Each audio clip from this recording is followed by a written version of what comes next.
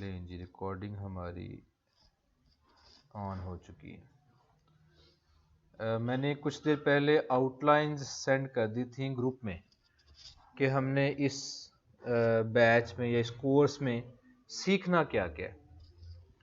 تو کل کا ہمارا یہ لیکچر تھا انٹروڈکشن پری ریکویزٹ وغیرہ. پیج میں نے کل کہا رہ گئی تھی پروڈکٹ ہنٹنگ، اس پہ تھوڑی سی بات کر لیتے ہیں. میں ایک لسٹ آپ کو سینڈ کروں گا گروپ میں، جن پروڈکٹس میں اسکوپ ہے، جن میں ہم خود بھی کام کر رہے ہیں اور یا ہمارے اسٹوڈنٹس کام کر رہے ہیں اور کام چل رہا ہے. اتار چڑھاؤ ہر کام میں، ہر کاروبار میں لازمی ہوتا ہے. کوئی بھی کام 12 مہینے ہمیشہ ایک جیسا نہیں رہتا، کبھی ڈاؤن کبھی اپ. کوئی سیزن آ گیا، کبھی کمپٹیشن آ گیا، ٹھیک ہے، کبھی کوئی اور آپ کا کمپیٹیٹر نئے ڈیزائنز لے آیا، کبھی کسی نے سیل لگا کے آپ کا کام ٹھنڈا کر دیا. تو یہ چیلنجز تو موجود ہوتے ہیں کہ آپ کے کمپیٹیٹر کتنا کام کر رہے ہیں، آپ کو اپ ڈیٹ رہنا پڑتا ہے. لیکن پھر بھی آپ محنت کریں گے تو انشاءاللہ بزنس تو آ ہی جائے گا. اچھا جی، آواز صحیح نہیں آ رہی، باقی ممبرز بتا دیں اگر آواز ٹھیک ہے. سجاد بھائی کا کہنا ہے جی آواز ٹھیک ہے. باقی ممبر میں سے کوئی ایک بتا دیں آواز ٹھیک ہے، اس سے کنفرم ہو جائے گا کہ میرے اینڈ سے کنیکشن کا مسئلہ ہے کہ نہیں ہے. جی ٹھیک ہے، اس کا اندر میرے اینڈ سے کنیکشن ٹھیک ہوگا تو کائنڈلی سجاد بھی کنیکشن چیک کر لیجیے گا. تھوڑا ڈیلے ہے، ڈیلے کی خیر ہے، ڈیلے ہوتا ہی ہے، آواز ٹھیک آنی چاہیے. تو دیکھیں ملے جلے سے آنسرز ہیں، کچھ کہتے ہیں ٹھیک ہے. تو یہ اس وجہ سے کہ ہر بندے کا کنیکشن ڈفرینٹ ہے، کوئی اچھا ہے کوئی ویک ہے. اینی ہاؤ پروڈکٹ ہنٹنگ میں ایک لسٹ آپ کو سینڈ کرنے لگا ہوں، اگر مجھے یہاں پہ مل جاتی ہے ادھر ہی پروڈکٹس، یہ لیں جی میں نے سینڈ کر دیا ہے. ان میں ہمارے کچھ اسٹوڈنٹس کام کر رہے ہیں، ان میں سے کوئی 4-5 چیزوں میں ہم کام کر رہے ہیں. ایک نئی چیز میں تو نہیں، میری سسٹر کو میں نے کام سٹارٹ کر کے دینا ڈیکوریشن میں، ہوم ڈیکور میں، یہ وال کلاکس اور اس طرح کے پیج کچھ بنایا، ان کو بنا کے میں نے دیا ہے. میں ہی کیمپین چلاؤں گا، ڈیل وہ کریں گی میسیجز وغیرہ. گجرانوالہ میں رہتی ہیں تو جی کمپٹیشن پتہ کیا، 2 چیزیں، یہ بھی آپ نے بڑی اچھی بات ہے کہ یاد کروائی ہے. کہتے ہیں نا جو پازیٹیو مائنڈ والے ہوتے ہیں وہ ہر چیز میں سے پازیٹیو چیز کو ڈھونڈ لیتے ہیں. وہ جیسے بڑی مشہور ایک کہاوت ہم بچوں کو بھی بتایا کرتے تھے، آپ نے بھی سنی ہوگی کہ اگر آدھا گلاس کوئی بھرا ہوا ہے اور آدھا خالی ہے تو نیگیٹو مائنڈ والے یہ کہیں گے جی کہ آواز جو ہے نیگیٹو، آدھا گلاس خالی، اس نے یہی لینا ہے کہ آدھا گلاس خالی ہے، دیکھیے اس کا کیا کرنا ہے. جو پازیٹیو مائنڈ والے ہیں ان کا کیا کہنا ہوگا کہ آدھا بھرا بھی تو ہے. اچھا یہ جو کمپٹیشن والی آپ نے بات کی ہے، کئی کہیں گے جی فلاں فیلڈ میں کمپٹیشن بڑا کم ہے، کئی کہتے ہیں کہ سر ایسی فیلڈ بتائیں جس میں کمپٹیشن بڑا کم ہو. یہ ایک اتنی معمولی ریسرچ نہیں ہے کہ ڈھونڈ لینا، یہ ایک باقاعدہ ہنٹنگ کرنی پڑتی ہے، ٹائم لگانا پڑتا ہے، محنت کرنی پڑتی ہے.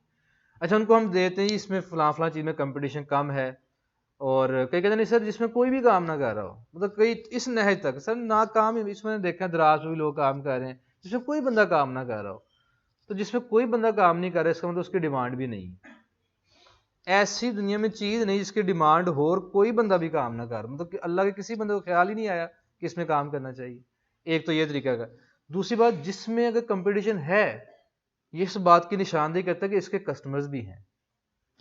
کمپٹیشن ہے ٹھیک ہو گیا، لیکن اس میں کسٹمر بھی ہیں، تو آپ اس میں بھی ایکسل کر سکتے ہیں. کیسے کہ اس کمپٹیشن والی نش کو چوز کریں، اس فیلڈ کو چوز کریں اور باقیوں سے ذرا یونیک کام کر کے دکھا دیں. تو آڈینس اس کی آلریڈی کافی زیادہ ہے، آپ تھوڑا سا ہٹ کے کام کریں گے تو وہ آڈینس آپ کی طرف آ جائے گی. یونیک کام کر لیں، ریٹس کم کر کے دے دیں، کوئی الگ چیز انٹروڈیوس کروا دیں. جیسے یہ ڈیکور میں کئی لوگ ان کے نا کسٹمائزڈ ڈیزائن تیار کر دیتے ہیں. جیسے میرا نام فواز ہے، میں کوئی ڈیکوریشن پیس بنواتا ہوں، میرا نام وہاں پہ لکھ دیں گے. ٹھیک ہے، میرے جو بردر اللہ ہے ان کے سسر یہ کام کرتے ہیں، ان کے یہ CNC مشین ہے اور یہ لیزر کٹنگ، وہ کیا کرتے ہیں کام ہی کسٹمائز کہتے ہیں، اس میں کام بڑا زیادہ ہے.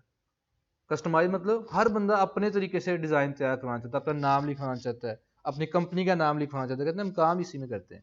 نیسلے والے ان سے کام کروا رہے ہیں، UK فارم والے ان سے کام کروا رہے ہیں، LGS اسکول والے ان سے کام کروا رہے ہیں. میں وزٹ کر کے آیا تھا لاسٹ ویک میں. تو کمپٹیشن اگر زیادہ بھی ہے تو آپ تھوڑا سا ہٹ کے چلے جائیں. تو یہ 2 اینگل ہیں سوچنے کے، آپ نے دیکھنا کہ آپ نے کس طرح سوچنا ہے. ٹھیک ہے جی. یہ نا ایک بار کہہ کے نا، یہ ہم تو پھر ان چکروں میں پڑے رہیں گے کہ آواز آ رہی ہے نہیں آ رہی. میں نے ایک بات عرض کی تھی کہ اگر کچھ دوستوں کو اسی میٹنگ میں اسی لیکچر میں آواز آ رہی ہے اس کا مطلب میرے اینڈ سے کنیکشن ٹھیک ہوگا، تو باقی ذرا چیک کر لیے، ٹھیک ہے؟ یہ ہماری بحث والی بات تو نہیں نا، اس میں نہ کھپتے رہیں، آگے چلیں، کنیکشن تھوڑا سا چینج کر لیجیے گا۔ دوسری اچھی بات یہ چونکہ ریکارڈنگ ہو رہی ہے، کوئی چیز مس بھی ہو جاتی ہے تو انشاءاللہ اینڈ پہ ریکارڈنگ مل جائے گی آپ کو۔ اچھا جی، تو ایک تو اس میں آپ نے خود سوچنا ہے۔ کئی لوگ کہتے ہیں سر آپ بتائیں کون سی پروڈکٹ میں کام کریں۔ دیکھیں ہم تجربے کرتے ہیں، ہمارے تجربے بھی ناکام ہوتے ہیں، کامیاب بھی ہوتے ہیں۔ میں نے کل ایک بات بتائی تھی کہ ایک ہی چیز میں اگر میں کام کر رہا ہوں میری چل رہی ہے، سیم چیز میں آپ کام کریں تو ضروری اور گارنٹی نہیں ہے کہ آپ کی بھی وہ چیز چلے۔ ایک بات تو یہ، دوسرا میں کبھی کسی کو پروڈکٹ نہیں بتاتا، کسی کو نہیں بتاتا کہ یہ کر لے۔ میں نے کہتا ہوں جی یہ پروڈکٹس ہے، آپ کچھ اور بھی سوچ لیں، کوئی 3-4 شارٹ لسٹ آپ کر کے لے، ان میں سے ایک میں آپ کو بتا دیتا ہوں۔ اس کی کیا ریزن ہے؟ کیونکہ ہر انسانی فطرت ہے نا کہ وہ ناکامی کا ملبہ نہ کسی پہ ڈالنا چاہتا ہے، کسی نہ کسی کو قربانی کا بقا بنانا چاہتا ہے، کامیاب ہو جائے۔ ہاں جی، سر نہیں بتایا تھا، اس میں تو اسکوپ ہی نہیں تھا، یہ سر کو پتہ ہی نہیں تھا، سر نے ریسرچ ہی پراپر نہیں کی۔ تو یہ ہو سکتا ہے میں نے پروڈکٹ بڑی اچھی بتائی ہو، آپ نے محنت ہی ٹھیک نہیں کی، آپ کا ایڈ ہی اچھا نہیں تھا۔ سب کچھ چھوڑ دیں، میں وہ بندہ نہیں جو پہلے ہی قسمت پہ ڈال دیں، قسمت کا بھی عمل دخل ہوتا ہے، لیکن میرا خیال ہے آخری فیکٹر قسمت ہوتا ہے، پہلا فیکٹر نہیں۔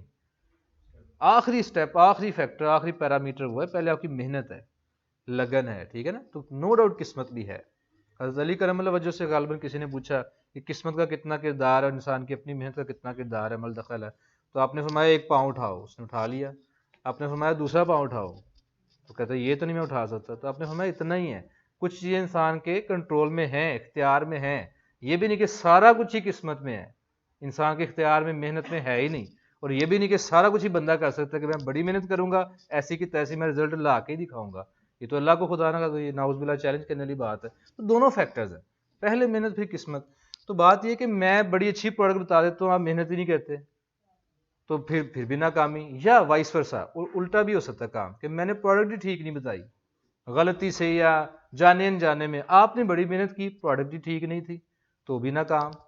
تو اس لیے میں چاہتا ہوں کہ آپ کو میں نے ایک لسٹ سینڈ کی ہے، ان میں سے پلس کچھ اور آپ کے ذہن میں ہیں تو وہاں سے شارٹ لسٹ کر کے لائیں، ان پہ ہم بات کر لیں گے کہ اس میں یہ اسکوپ ہے، اس میں یہ مسئلہ ہے، اس میں فلاں مسئلہ ہے، پھر ایک پروڈکٹ آپ سلیکٹ کر لیں۔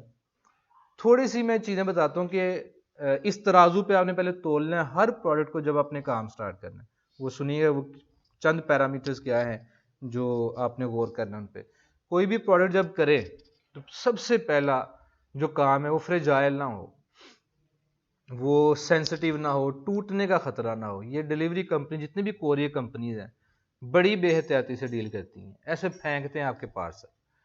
ہم جناب یہ پلاسٹک کے باکس، مضبوط باکس، اس کو بھی ببل ریپ کر کے بھیجتے ہیں، ان میں سے بھی کئی ٹوٹے ہوئے آتے ہیں۔ تو اگر تو کوئی گلاس کا جار نکل آئے، کچھ ایسی چیز ہے تو اس کا تو بڑا ہی غرق کرنا انہوں نے۔ دوسری چیز ویٹ کم ہونا چاہیے، 1 کلو گرام سے اوپر جاتے ہی یکدم ڈبل ریٹ چارج کرتے ہیں آپ کو۔ میں نے بڑی اس میں مارک ہے، جب پنجیری میں کام کرتے ہیں نیا نیا کام، ہر بندہ کچھ نہ کچھ ٹھوکریں کھاتا ہے۔ مجھے کوئی اتنا سکھانے والا نہیں تھا، خود تجربے کر کے سیکھا، اور جب کوئی سکھانے والا ہوتا ہے نا تو کئی غلطیاں پھر آپ نہیں کرتے، کیونکہ وہ آپ کا جو مینٹر ہے یا ٹیچر ہے وہ بتا چکا ہوتا ہے۔ اچھا میں کیا غلطی کرتا تھا سنیے گا، پنجیری کا باکس تھا، 500 گرام کی ہماری پیکنگ ہوتی تھی، تو جو 2 باکس آرڈر کرتے تھے، کئی کہتے 2 باکس بھیج دیں، اس کا مطلب 1000 گرام 1 کلو ہو گیا۔ شروع میں ہم ببل ریپ نہیں کرتے تھے، تو ہم نے کیا کیا ہوتا تھا، باکس اور اندر جو مٹیریل تھا ملا کے 500 گرام یا اس سے تھوڑا سا ویٹ کم رکھا ہوتا تھا، اور مینشن کیا ہوتا تھا کہ یہ کم ہے تھوڑا سا، کہ وہ حرام نہ ہو جائے کہ تھوڑے سے 5-7 گرام کی وجہ سے ہم نے مینشن کیا ہوتا تھا کہ 2 باکس 980 گرام پہ مشتمل ہوں گے، کیونکہ اس کی جب پیکنگ کرنی ہے، فلائر اس پیکٹ کو کہتے ہیں، لیپرڈ کا، کال کوریے کا، ٹی سی ایس کا جس میں آپ نے وہ پروڈکٹ ڈالنی ہے، اس کا بھی کچھ ویٹ ہوگا، اوپر آپ نے پرنٹ لگانا چاہے کاغذ ہی ہے 2 3 4 5 گرام، اس کا بھی ویٹ ہوگا۔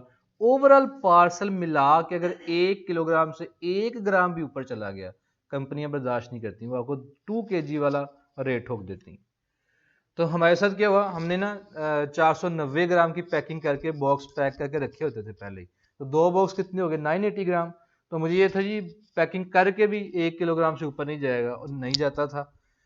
کچھ 1-1.5 ماہ بعد ہم نے ببل ریپ کرنا سٹارٹ کر دیا، لیکن روٹین وہی سیٹ تھی کہ 980 گرام پیکنگ۔ اب جب ببل ریپ کرنا سٹارٹ کر دیا، وہ ایک فلائر اور پرنٹ کے علاوہ ایک ایکسٹرا لیئر آ گئی نا، جس سے ویٹ کوئی 10-12 گرام اوپر چلا جاتا تھا، اور ہم نوٹ ہی نہیں کرتے تھے کہ کتنا ریٹ پڑ رہا ہے، بس بھیج دیا اور بینک میں پیسے آ گئے، کبھی میں نے غور ہی نہیں کیا. یہ بھی میری غلطی تھی، کسی کو کیا کہنا. لیکن جب ایک دن بیٹھ کے میں اسٹیٹ چیک کر رہا ہوں فائنینشیل اسٹیٹ، تو مجھے چارج کتنے پڑے ہیں، 442 اور ویسے 1 kg سے نیچے کتنے تھے، 232 یا کتنے تھے. تو تقریباً ڈبل ریٹ. اور وجہ کیا تھی، صرف 5-7-10 گرام اوپر چلی جاتی تھی چیز. اس لیے یہ بڑی اہم بات ہے کہ اس کا ویٹ 1 کلو گرام سے اوپر نہ ہو. جتنی چھوٹی چیز ہو، لائٹ ویٹ ہو، اتنا بہتر ہے. 500 گرام تک کی چیز ہے تو ریٹ اور تھوڑا 15-20. جیسے کال کوری سے میں پہلے کام کرتا تھا، اس کے 500 گرام تک چارجز ہوتے تھے 215 روپے. 500 گرام سے 1 کلو گرام تک ہوتے تھے 232 یا 35 روپے، یعنی 20 روپے کا فرق پڑتا تھا. اور 1 کلو گرام سے 1 گرام بھی اوپر چلا گیا تو 444-45 روپے پڑ جاتے تھے. 200 روپے کا اضافہ، 210 روپے کا اضافہ ایک آدھے گرام سے بھی. تو ویٹ اس کا 1 کلو گرام سے نیچے ہونا چاہیے، اور فریجائل، ٹوٹنے کا خطرہ نہ ہو. پھر اس کی ایکسپائری اتنی زیادہ نہ ہو. کئی کہتے ہیں سر حلوہ جات ہم گھر میں یہ بناتے ہیں وہ بناتے ہیں، یہ سیل کر سکتے ہیں؟ تو یہ بھی ایک غور کیجیے گا بات پہ. میں نے ایک فارمولا سا بنایا. پہلی بات تو یہ کہ وہ چیز بند پیکڈ ہونی، تو پیکنگ کی وجہ سے وہ خراب تو نہیں ہوگی، اسمیل تو نہیں چھوڑ جائے گی. اس کو ہم پنجابی میں اپنی لینگویج میں کہتے ہیں ہمک آنا. اسمیل تو نہیں چھوڑ جائے گی. دیسی گھی ہے جس میں گھی شامل کیا ہو، اگر وہ بند رہے چند دن تک تو اکثر یہ اسمیل چھوڑ جاتی ہے. اس لیے ہم دیسی گھی بڑا تھوڑا ڈالتے ہیں. وجہ یہ تھوڑا ڈالنے کی کہ وہ اسمیل نہ آئے، ورنہ تو دیسی گھی ڈالنے میں کوئی مسئلہ نہیں ہے. اچھا، اس طرح کی چیزیں ہیں. کئی لوگ کہتے ہیں جی کہ 2-3 دن میں پارسل پہنچ جائے گا، 2-3 دن خیر ہے. 2-3 دن ہی، اس کو 10 دن آپ نے سوچنا ہے کہ 10 دن آپ کی جو پروڈکٹ ہے وہ پیک رہ سکتی ہے. وہ کیسے؟ یہاں سے کمپنی آپ سے کہتی ہے 2 to 3 ورکنگ ڈیز لگیں گے فلاں ڈیسٹینیشن تک پہنچنے کے لیے، لیٹس سے. اور دوسرا اگر شہر دور ہے یا شہر دور نہیں، جیسے کے پی کے کچھ علاقے آج کل بڑی برف باری ہے ایسا، تو وہاں پہ 2-3 دن بھی نہیں، 4-5 دن کمپنی خود کلیم کرے گی. پچھلے دن ہمیں نوٹیفیکیشن آیا تھا جی یہ موسم کے خرابی کی وجہ سے جب بارشیں تھیں تو ڈلیوری میں 1-2 دن کا ڈیلے ہو سکتا ہے. تو جو 2-3 ورکنگ ڈیز کہہ رہے ہیں وہ 4-5 ورکنگ ڈیز بھی ہو سکتے ہیں. پہلی بات تو یہ. دوسری بات، اگر درمیان میں سنڈے آ گیا تو وہ بھی ایڈ کر لیں. عید شیدیں آ گئی، عید کی 3 چھٹیاں کمپنی کام نہیں کرتی، کوئی کوریئر کمپنی کام نہیں کرتی، یہ ہو گیا، وہ بھی چھوڑ دیں. 3-4 دن یہاں سے جانے میں.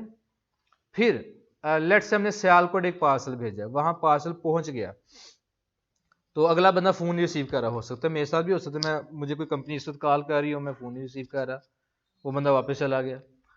تو آن پیپر رول یہ ہے کمپنیز کے لیے کہ کمپنی اگر سیالکوٹ کا پارسل تھا یہاں سے وہاں چلا گیا تو 4 دن تک پارسل وہاں پڑا رہے گا.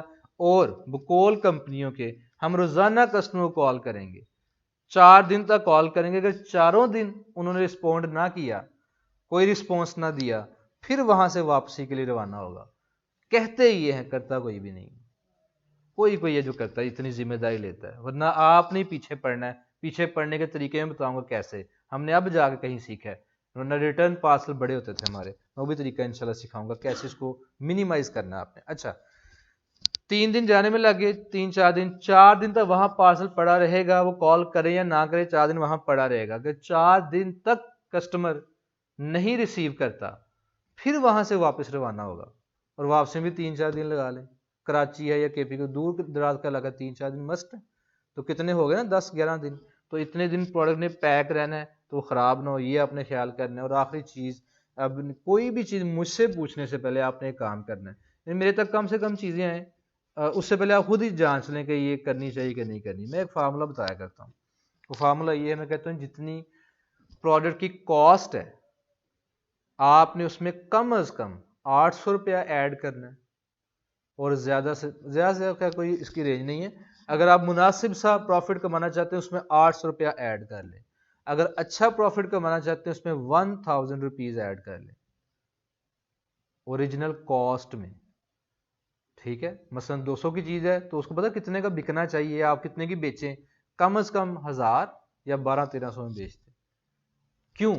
ہم نے جب پنجیری شروع کی نا تو ہمیں پڑتی تھی، تب سستا زمانہ تھا، حالانکہ 1-1.5 سال ہوا ہے، لیکن اس 1-1.5 سال میں اتنا ریٹ میں فرق پڑا، آپ کی سوچ ہے. 310-15 روپے میں ہمیں تب باکس پڑتا تھا، اور ہم نے قیمت رکھی 850. مجھے یاد ہے میں ٹوٹل جاب کرتا رہا تھا، کاروبار کبھی کیا ہی نہیں تھا میں نے. دونوں میرے بڑے بھائی کاروباری ذہن کے تھے، میں نہیں تھا. تو انہوں نے کہا یہ قیمت کم ہے 850. میں نے کہا نہیں لالچ نہیں کرنا چاہیے, یقین کریں میرے یہ الفاظ تھے, لالچ نہیں کرنا چاہیے, ہمیں 300 کی پڑ رہی ہے 850 کہاں ہے, تو یہ خیر ہے کچھ نہیں ہوتا. انہوں نے کہا نہیں قیمت کم ہے. جب کام کیا تو سمجھ آئی قیمت کم تھی. اب کیسے کم ہے, غور کیجیے ذرا فارمولے پہ. جب مجھے کہتے ہیں نا سر یہ ہمارے گھر میں گاجر کا حلوہ بڑا اچھا بنتا ہے, اچار مربے یہ بڑے اچھے بنتے ہیں, چٹنیاں بڑی اچھی بناتے ہیں, تو یہ بیچ سکتے ہیں؟ میں کہتا ہوں نہیں. کیوں نہیں؟ کیونکہ وہ اس فارمولے پورا نہیں اترتی جو میں فارمولہ بتانے لگا. ہماری آن لائن بزنس میں پتا کیا طریقہ کار ہے, 200 کی چیز پڑ گئی, اس کو بیچنے کے لیے آپ کو ایڈ چلانا پڑے گا. اس کو اشتہار کہہ لیں, ایڈ کہہ لیں, کیمپین کہہ لیں, رن کرنی پڑے گی نا آپ کو کیمپین. ہر فیلڈ میں ریٹ ویسے تو ڈفرینٹ ہوتا ہے. مثلا وال کلاکس میں مجھے بتا رہے تھے جن سے ہم نے سامان لیا, عرفان بھائی بقول ان کے, وہ ڈیل وہ کرتے ہیں کہ ہمیں 1000 لگا کے کوئی 10-15 آرڈر آ جاتے ہیں پر ڈے. اس کا مطلب یہ 100 روپیہ پر آرڈر سے بھی نیچے ہے. اگر 1000 روپیہ اسپینڈ کر کے 10 آرڈرز آتے ہیں, اس کا مطلب پر آرڈر کاسٹ کیا بنی 100 روپیہ. ہمیں پنجیری میں کوئی 125 روپے کے قریب پڑتے تھے پر آرڈر, یعنی 1000 روپے لگا کے 8-9 آرڈر آتے تھے. ہمیں کاسمیٹکس میں 200 روپیہ پر آرڈر کاسٹ پڑتی تھی. کیوں؟ جتنا کسی فیلڈ میں کمپٹیشن زیادہ ہوگا اس میں سیلر اتنے زیادہ, اور آپ کو آرڈر ملنے کے چانس اتنے کم, تو پیسے زیادہ خرچ کر کے آرڈر کم ملیں گے. جتنی یونیک فیلڈ ہوگی, جیسے پنجیری میں کمپٹیشن نہیں تھا تو اس میں ریٹ ہمیں سستا پڑتا تھا. ایک تو یہ فیکٹر ہے کمپٹیشن کتنا ہے, ایڈ کی کاسٹ اتنی نیچے رہے گی. دوسری چیز کیا ہوتی ہے کمپٹیشن سے ہٹ کے, وہ پروڈکٹ کتنی مہنگی ہے سستی ہے. آپ سوچیں کہ جیسے یہ ڈیزائنز ہیں, وال کلاک آج کل چونکہ کام چل رہا ہے, 700-800 کا وال کلاک ہے, 1200-1500 کا وال کلاک ہے. آن لائن لوگ رسک لے لیتے ہیں, ٹھیک ہے جی رسک لے لیں گے, 100 روپیہ لگا کے آپ کو ایک آرڈر مل گیا کہ 1200-1500 روپے ہی نہ, خیر ہے دھوکہ بھی مطلب ہوتا ہی ہے, پھر بھی لوگ رسک لے لیں گے 1500 روپے تک. اگر یہی کوئی آپ چیز سیل کر رہے ہوتے, کوئی چیز واشنگ مشین ہے, جوسر ہے, کوئی اس طرح کا ڈرائر ہے, کچھ بھی, لیٹ سے وہ چیز ہے 15,000 روپے کی اور آن لائن آپ بیچ رہے ہیں. اب بتائیں 15 اور دھوکے بھی ہیں آن لائن میں, تو 15,000 کا رسک لینا آسان ہے یا 1500 روپے کا؟ 1500 کا. تو جو 15,000 کی چیز ہوگی اس پہ لوگ رسک لینے کے لیے اتنے تیار نہیں ہوں گے. تو پیسے آپ کے لگ رہے ہیں ایڈ پہ, لیکن اتنے آرڈرز آپ کو نہیں آ رہے. ایک وجہ. دوسری 15,000 والی چیز کی ہر بندے کی پسلی بھی نہیں ہے کہ میں خریدوں. 1500 والے کی تو بڑوں کی رینج ہوگی کہ میں خرید سکتا ہوں. اس لیے کتنی مہنگی چیز سیل کر رہے ہیں اس پہ بھی ڈیپینڈ کرتا ہے کہ آپ کو ایڈ کی کاسٹ پہ پڑ رہی ہے. 2 فیکٹر ہو گئے. تیسرا فیکٹر منتھ کے شروع والے ڈیز ہیں کہ اینڈ والے ڈیز ہیں, اس پہ بھی ڈیپینڈ کرتا ہے کہ آپ کو ایڈ کی کاسٹ کیا پڑ رہی. شروع والے دنوں میں دڑا دڑ چیزیں سیل ہوتی ہیں, اینڈ والے دنوں میں آگے کافی فرق پڑ جاتا ہے. یہ بھی فیکٹر ہو گیا. پھر عیدیں شیدیں آ گئی ہیں, آپ کوئی چیز سیل کر رہے ہیں, وال کلاک ہے, پنجیری ہے, کچھ اور ہے, کچھ چیزیں تیز ہو جائیں گی, کچھ چیزیں سلو ہو جائیں گی. مثلا عیدیں آ گئی نا, عید وغیرہ, گارمنٹس, کپڑے شپڑے, یہ طرح چیزیں تیز ہو جائیں گی. اس طرح کی اور جو شاپنگ کی عید کی تیاری کے لیے چیزیں وہ تیز ہو جائیں گی. اور گھر کی ڈیکوریشن, واشنگ مشین, اے سی اسی, یہ چیزیں ذرا سلو ہو جائیں گی. یہ تو بعد میں بھی لیے جا سکتے ہیں. آگے سیزن سے بھی فرق پڑ گیا. پھر سردی گرمی ہے. تو بڑے فیکٹرز ہیں جو یہ ڈیسائیڈ کرتے ہیں کہ ایڈ کی کاسٹ کیا پڑے گی. ایک پراپر ڈیلر تھے, وہ بتا رہے تھے کہ ہمیں تو کوئی 100-125 روپیہ لگا کے پنجیری کا ایک آرڈر مل جاتا تھا نا, تو انہیں پتا کتنے پیسے لگا کے ایک آرڈر ملا, 15,000 روپے لگا کے. اچھا بظاہر جس نے کوئی سیکھا نہیں ہے, جس نے غور نہیں کیا, پہلی بار ہی سن کے کہ یار اتنا مہنگا, 15,000 روپے خرچ کر کے ایک آرڈر ملا. لیکن پراپرٹی ڈیلر کو جو آرڈر ملنا ہے اس میں 500-700 تو اس کو بچنا نہیں, ٹھیک ہے نا. جیسے یہ 2 لاکھ رینٹ ہے بلڈنگ کا, تو ایک ڈیل بھی ہوگی تو ان کا پراپرٹی ڈیلر کا کیا ہوتا ہے, ایک کرایہ ان کا کمیشن ہوتا ہے, ہو گیا سائڈ پہ 2 لاکھ روپے. 15,000 روپیہ لگا کے اگر 2 لاکھ مل جاتا ہے تو یہ قطعی گھاٹے کا سودا نہیں ہے. ایسا ہی ہے. تو ہر فیلڈ کا اپنا ایک کرائٹیریا ہے, وہ آپ اسی کے مطابق چلیں گے. یہ نہیں پوچھ سکتے سر کتنے کا میسج پڑتا ہے, سر کتنے کا آرڈر, وہ ویری کرتا ہے. لیکن میں پھر بھی آپ کو سٹیٹ دکھائے بھی تھے, میں آئندہ بھی دکھاتا رہوں گا, آپ میرے سٹیٹس کیا تھے, ٹھیک ہے جی. یہ چیزیں تو اچھا آپ نے یہ اب 800 روپیہ کیوں ایڈ کرنا ہے یہ بھی ذرا سمجھ لیں. کیونکہ آپ موٹا موٹا, میں کہتا ہوں ذرا کہ برے بھی دن چل رہے ہیں نا اگر, تو 200 روپیہ پر آرڈر کاسٹ لگائیں. کیا کوئی 200 روپیہ آرڈر کی کاسٹ پڑ جانی, ویسے 100-125 پڑ جائے گی, 200 روپیہ بھی لگا لیں تو 200 کی چیز تھی, 200 روپیہ ایڈ کی کاسٹ پڑ گئی, کتنے ہو گئے 400. اس کے بعد آپ ڈیلیوری فری والا کام کریں, فری ہوم ڈیلیوری, یہ نا ویسے ہی اٹریکٹ کرتا ہے بڑا. آج میری مسز بتا رہی تھی کہ انجن برانڈ ہے کوئی، ایک ہے ریئلٹی کی بات کر رہی تھی کہ انہوں نے کیا کیا جناب، بچوں کے، میرا بیٹا ایک 4.5 سال کا ہے، ایک 3.5 سال کا ہے، تو انہوں نے کہا جی بچوں کے برانڈ کوئی پینٹ کوٹ سوٹنگ میں انہوں نے سیل لگائی 60%، اور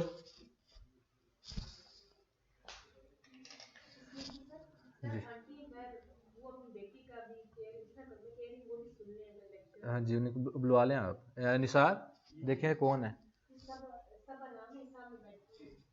اچھا کیا بات ہو رہی تھی، وہ ریئلٹی برانڈ پہ 60% سیل، قیمت کیا تھی 12,000 روپیہ، اور 60% سیل لگا گئی 5500، الو بنا رہے ہیں لوگوں کو۔ ہاں جی ہاں جی، وہ انہوں نے آپ سے نکالنا، ٹھیک ہے، جوس کیا اس سود سمیت نکال۔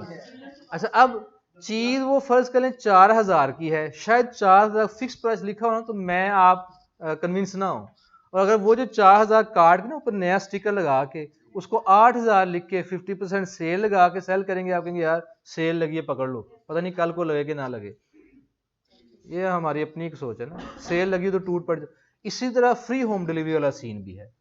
سب سے اچھی چیز یہ ہوتی ہے کہ آپ ڈلیوری کے چارجز شامل کریں کاسٹ کے اندر، ٹھیک ہے، ہم ابھی تک ایسے ہی کر رہے ہیں۔ دوسری چیز کیا ہوتی ہے، 200 کے قریب آپ کو ڈلیوری چارج ہی پڑ جاتا ہے، ڈی سی اس کو کہتے ہیں، تو 200 روپے کی پروڈکٹ، 200 روپیہ ہو گیا اس کا ایڈ کی کاسٹ، اور 200 ہو گئے ڈی سی، کتنے ہو گئے 600، باقی 400 آپ کا پروفٹ ہونا چاہیے، 1000 ہو گیا۔ اب آپ کہیں گے 400 پروفٹ نہ بھی کمائے نا شروع میں، ہر ایک میرا بھی یہ تھا، اچھا ایسا کرتے شروع میں کچھ نہ بھی نہ بچے تو میرا کام چل جائے، بھائی کیوں نہ بچے، آپ نے محنت کرنی تو کیوں نہ بچے، یہ سوچ ہی غلط ہے۔ کیوں غلط ہے؟ جب کہتے ہیں کچھ نہ بھی بچے، ہم لیول پہ بھی آ جائیں، بریک ایون کہتے ہیں اس کو، نو پروفٹ نو لاس، وہاں پہ بھی آ جائیں تو خیر ہے، آپ وہاں پہ نہیں آئیں گے لاس میں جائیں گے۔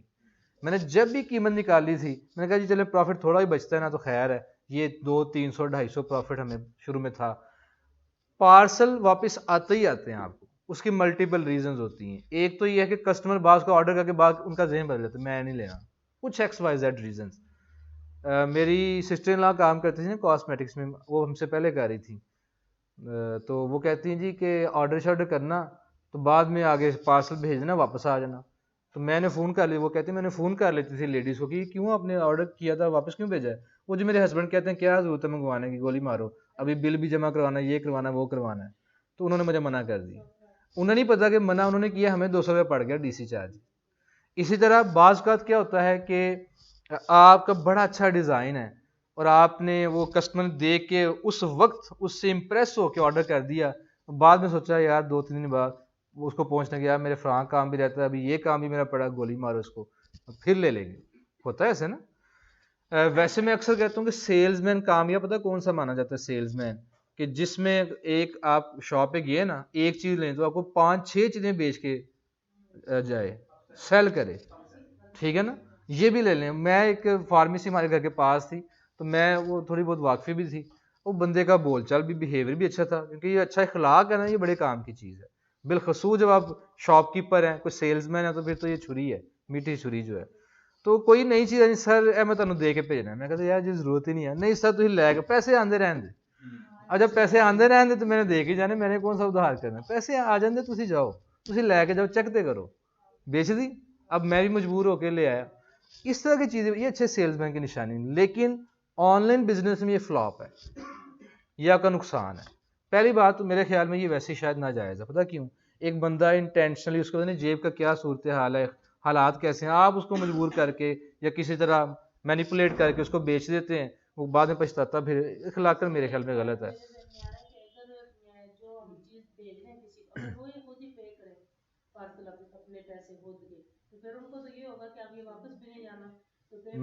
میں اس طرف بھی آتا ہوں۔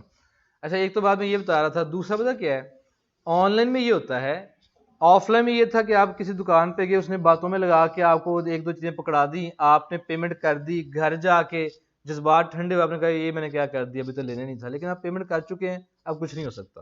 آن لائن میں کیا ہے، اگر آپ کا ایڈ اچھا تھا یا آپ کی گفتگو بڑی اچھی تھی اور آپ نے اس کو شیشے میں اتار لیا، کنوینس کر لیا، اس نے آرڈر کر دیا، نام پتہ ایڈریس یہ وہ سارا بھیج دیا، آرڈر اس کو ملنا ہے، پارسل اس کو ریسیو ہونا 2-3 دن کے بعد، اور جو آپ نے اس کو جذبات ابھارے تھے وہ ٹھنڈے، تو اب وہ سمجھ چکا کہ یار یہ میرے غلط ہوا ہے مجھ سے، یہ تو میں نے خریدنا نہیں تھا، تو اس نے کیا کرنا ہے, سمپلی انکار کر دینا ہے, رائڈر نے اس کو زبردستی تھوڑا تھما کے آنا ہے. تو آن لائن بزنس میں یہ فلاپ ہے, اس لیے کبھی یہ کام نہ کیجیے گا. کوئی بندہ خود سے ولنگ ہو تو اس کو ڈسپیچ کریں, مطلب اس کو بھیجیں, ورنہ نہ بھیجیں. ایک میم نے بات بتائی کہ اگر ڈی سی وہ خود بندہ پے کرے, دیکھیں جی میں آپ مجھے کوئی چیز سیل کر رہی ہیں, لیٹ سے 800 پرائس ہے, 200 ڈی سی میں نے پے کرنا ہے. اچھا آپ نے بھیج دیا, ڈی سی میں نے پے کرنا ہے, تو اگر میرا ارادہ بدل گیا تو میرے پاس آ بھی گئی ہے تو میں لینے سے ہی انکاری ہوں, تو میں نہ ڈی سی دوں گا نہ اسی کی قیمت دوں گا.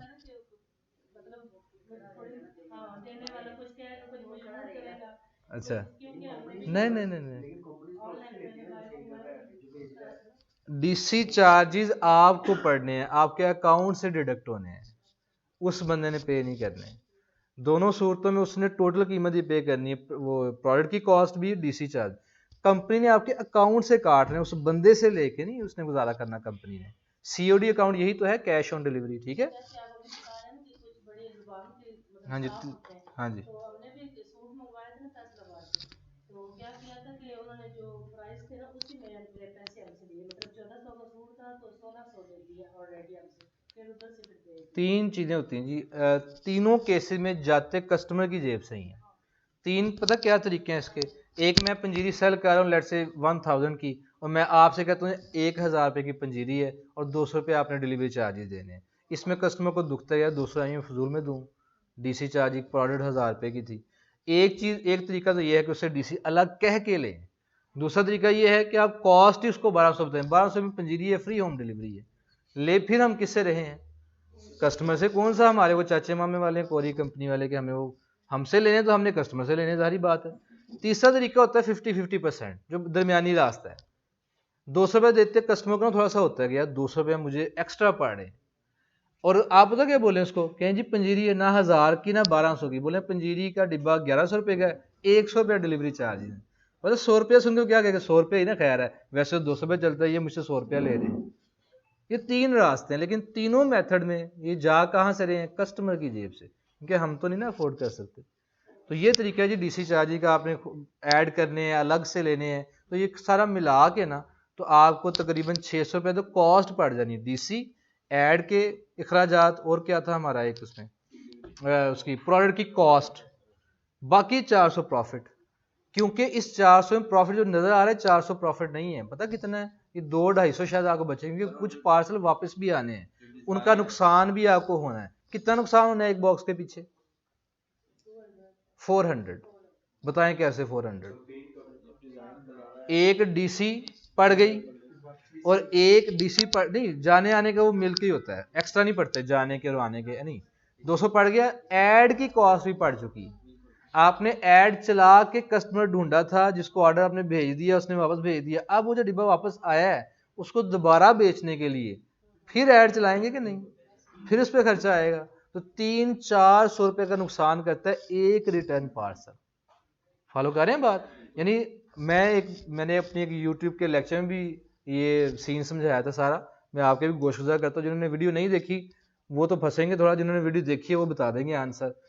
میں نے اس ویڈیو میں یہ سمجھایا, کیونکہ میری پریکٹس تھی, ہم نے مار کھائی اس فیلڈ میں, کہ ایک پارسل میں آپ کو 500 روپے بچتا ہے. کوئی چیز آپ سیل کریں, پنجیری ہے, کاسمیٹک ہے, جیولری. ابھی ایک بھائی نے پوچھا ہے کہ آرٹیفیشل جیولری بڑا کام اس کا بھی چلتا ہے, اور اس میں بڑا اول ہے, پنجابی میں ہم کہتے ہیں اول ہے, مارجن ہے.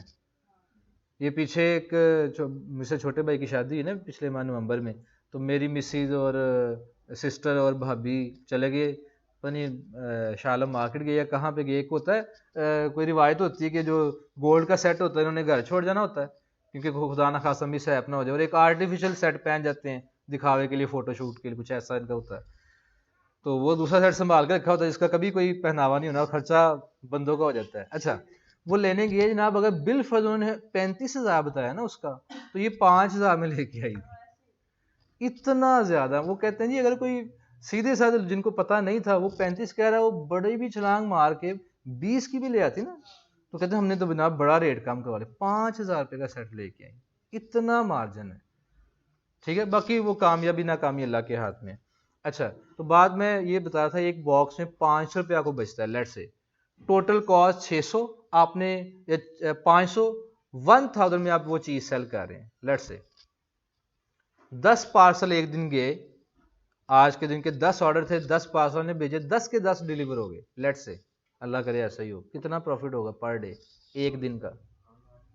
5000. سمپل سا رول ہے, میتھمیٹکس ہے. 500 ایک باکس میں, 10 پارسل میں 5000, ایسا ہی تھا. اس میں سے اگر 3 واپس آ جاتے ہیں, 3 صرف واپس آتے ہیں, 7 ڈیلیور ہو جاتے ہیں, تو مجھے بتائیں کتنا پروفٹ رہ جاتا ہے؟ ہر باکس میں 500 بچ رہا تھا نا, کتنا؟ 3500.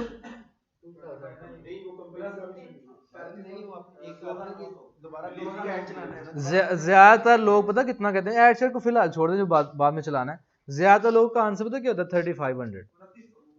یہ کوئی 2300 کے قریب شاید ہوگا, 2200, آدھے سے بھی کم ہو جائے گا. یہ میں نے اسٹڈی میں سارے سٹیٹ لکھ کے سمجھائے ہوئے ہیں. کیوں؟ سنیے ذرا. کیونکہ 10 پارسل اگر سارے ڈیلیور ہوتے تو 500 دیتے, 5000. اب ہوئے ہیں 7 پارسل ڈیلیور, تو 500 کے لحاظ سے ان کا کتنا پروفٹ بنا؟ 3500. اب جو 3 پارسل واپس آئے ہیں ان پہ اگر 400 پہ لگ چکا, تو 200 ایڈ کے اور 200 ڈیلیوری کے, وہ خرچہ اس میں ہو چکا, لے کے کچھ نہیں آئے, کما کے نہیں دیا, الٹا نقصان لے کے آئیں گے, واپس آ گئے. 400 نکالے ان 3 پارسل کا, 3500 میں سے یہ 400 نکالے 3 مرتبہ, یعنی 2300. 2300 آپ کا پروفٹ رہ جائے گا. کہاں سے؟ 5000 سے. صرف کس چیز سے؟ صرف 3 پارسل واپس آنے سے, 10 میں سے. اگر 5 پارسل واپس آ گئے اور نیچے آ جاؤ, واپس نہیں آنے چاہیے. یہ منیمائز کیے جا سکتے ہیں. میں آپ کو اپنے اسٹیٹ بھی دکھاؤں گا. لڑکے کی محنت بڑی زیادہ, نوید جو میرے ساتھ کام کرتا ہے, میرے سارے آرڈر شارڈر وہی دیکھتا ہے, فالو اپ بڑا اچھا کرتا ہے. تو میں آپ کو اسٹیٹ دکھاؤں گا. ہمارے کو پچھلے 37-38 میں سے 2-3 ریٹرن ہے. اور یہ پتا کتنی سویئر سچویشن ہوتی ہے جب میں خود ڈیل کر رہا تھا. میں اپنے آپ کو بلیم اس لیے دوں گا, میں بزی تھا, بڑے پنگے لیے ہوئے تھے, کام بہت سارے شروع کر دیتے ہیں, پھر ٹائم نہیں دے پاتے.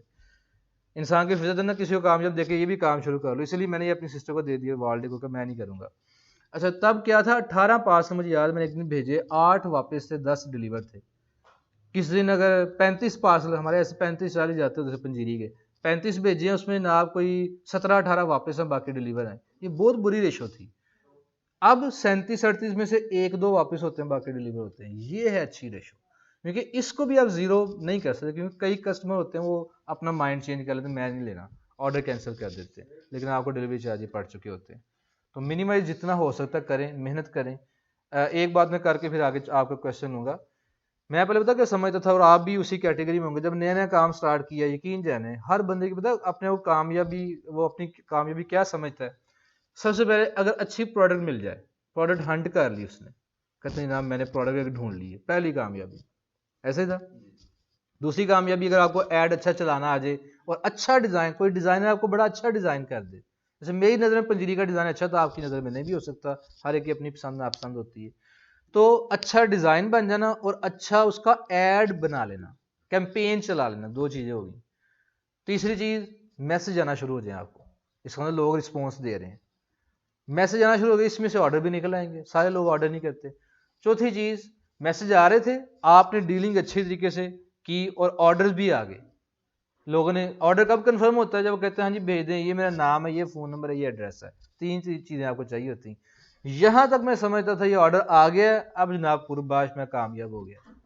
لیکن یقین جانی کام کرنے کے بعد میں نے پتا کیا دیکھا تھا کہ وعلیکم السلام, کہ یہ 4 چیزیں, ایک طرف پروڈکٹ ہنٹنگ, اچھا ایڈ ڈیزائن کروانا اور کیمپین چلانا, اور آگے آرڈر آ جانا اچھی ڈیلنگ کر کے اور میسج سارا کچھ, یہ 4 چیزیں ایک طرف, اور اکیلی چیز ان کے برابر ہے وہ کیا, کہ وہ جو آرڈر آ گیا اب پارسل کسٹمر کے گھر پہنچا دینا, اس کو پہنچ جائے خیر و عافیت سے, آیت الکرسی پڑھ کے پھونکیں اس پہ.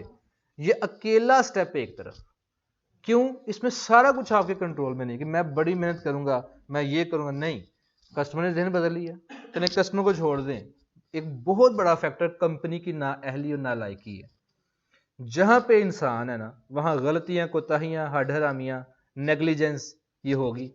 اور بالخصوص جہاں پاکستانی, بنگلہ دیشی اور انڈینز ہیں, وہاں ذرا یہ 3-4 گنا زیادہ ہوگی. ٹھیک ہے, اور ہم پاکستانی ہی ہیں. ہم کہتے ہیں کمپنی بڑی اچھی ہے جی, 2-3 دن میں فلاں ڈیلیور کر, آگے تو بندے ہی رکھے ہیں نا جو ظاہری بات ہے جان چھڑائیں گے. ایسے ایسے واقعات ہوئے ہیں, جناب وہ کال کی, کسٹمر نے انکار کر دی, کسٹمر سے رابطہ کیا, وہ کہتا جی مجھے تو کال ہی کوئی نہیں آئی. چلیں جی کسٹمر جھوٹ بول سکتا ہے، کچھ بعید نہیں، کسٹمر سے بھی کوئی بعید نہیں ہے. ایک ہو گیا، دو ہو گیا، 10 کیسز اگر ایسے آ گئے پھر تو کسٹمر جھوٹ نہیں بول رہا. چلو یہ بھی چھوڑ دیں، کسٹمر جھوٹ ہی بول رہا ہے جی، ہم نہیں ماننے کو تیار. اگر کسٹمر آپ سے 3 دن آپ نے بھیج دیا، 3 دن میں خود پوچھا نہیں سر میرا پارسل کدھر ہے، آپ کہتے ہیں بس پہنچنے والا یہ ہے وہ ہے، رائڈر لے کے آتا ہی ہوگا یا کل پہنچ جائے گا، ویٹ کر لیں. 2 دن اور گزر گئے، کسٹمر خود آپ سے رابطہ کر کہتے ہیں سر میرا پارسل نہیں پہنچا. اس کیس میں کسٹمر نے انکار کیا ہوگا جب وہ خود فالو اپ کر رہا ہے، ہاں جی کدھر ہے پارسل، وہ سیریس ہوگا.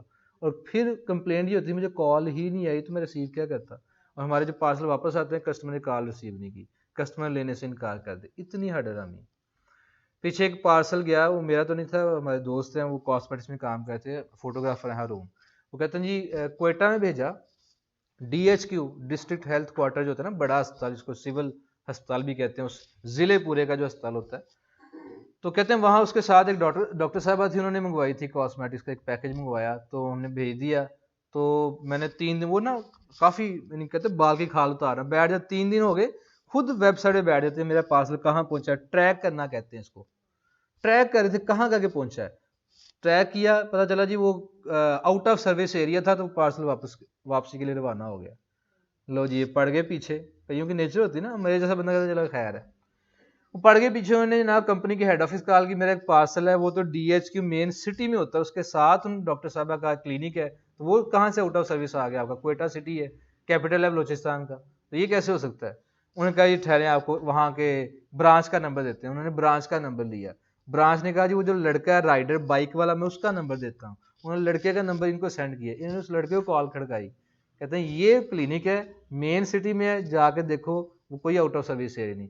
اچھا جی میں دیکھتا ہوں مجھ سے غلطی ہوگی. وہی پارسل ڈیلیور ہو گیا. لیکن کرنا کیا پڑا، محنت کرنی پڑی اس کے پیچھے. اگر یہ نہیں کریں گے تو چپ کر کے پارسل واپس آ جانا تھا. ان کی غلطی یا ان کے جو انہوں نے کہہ لو کہ نیگلیجنس، اور کرتے ہیں ایسے ہم بھی کئی کاموں میں کر جاتے ہیں، لاپرواہی. سٹاف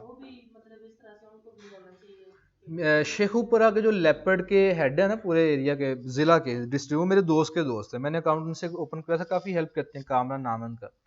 تو میں نے کہا یار آپ نے مجھے کمپنی کا ہیڈ ہونے کے ناطے نہیں، مجھے دوست ہونے کے ناطے ایک انفارمیشن دینی ہے، کیونکہ میرے ساتھ بھی کافی معاملہ تھا کہ کال نہیں آئی، کسٹمر کہتا مجھے کال ہی نہیں آئی. میں کہا یہ کال کرتے ہیں آپ کے رائڈر؟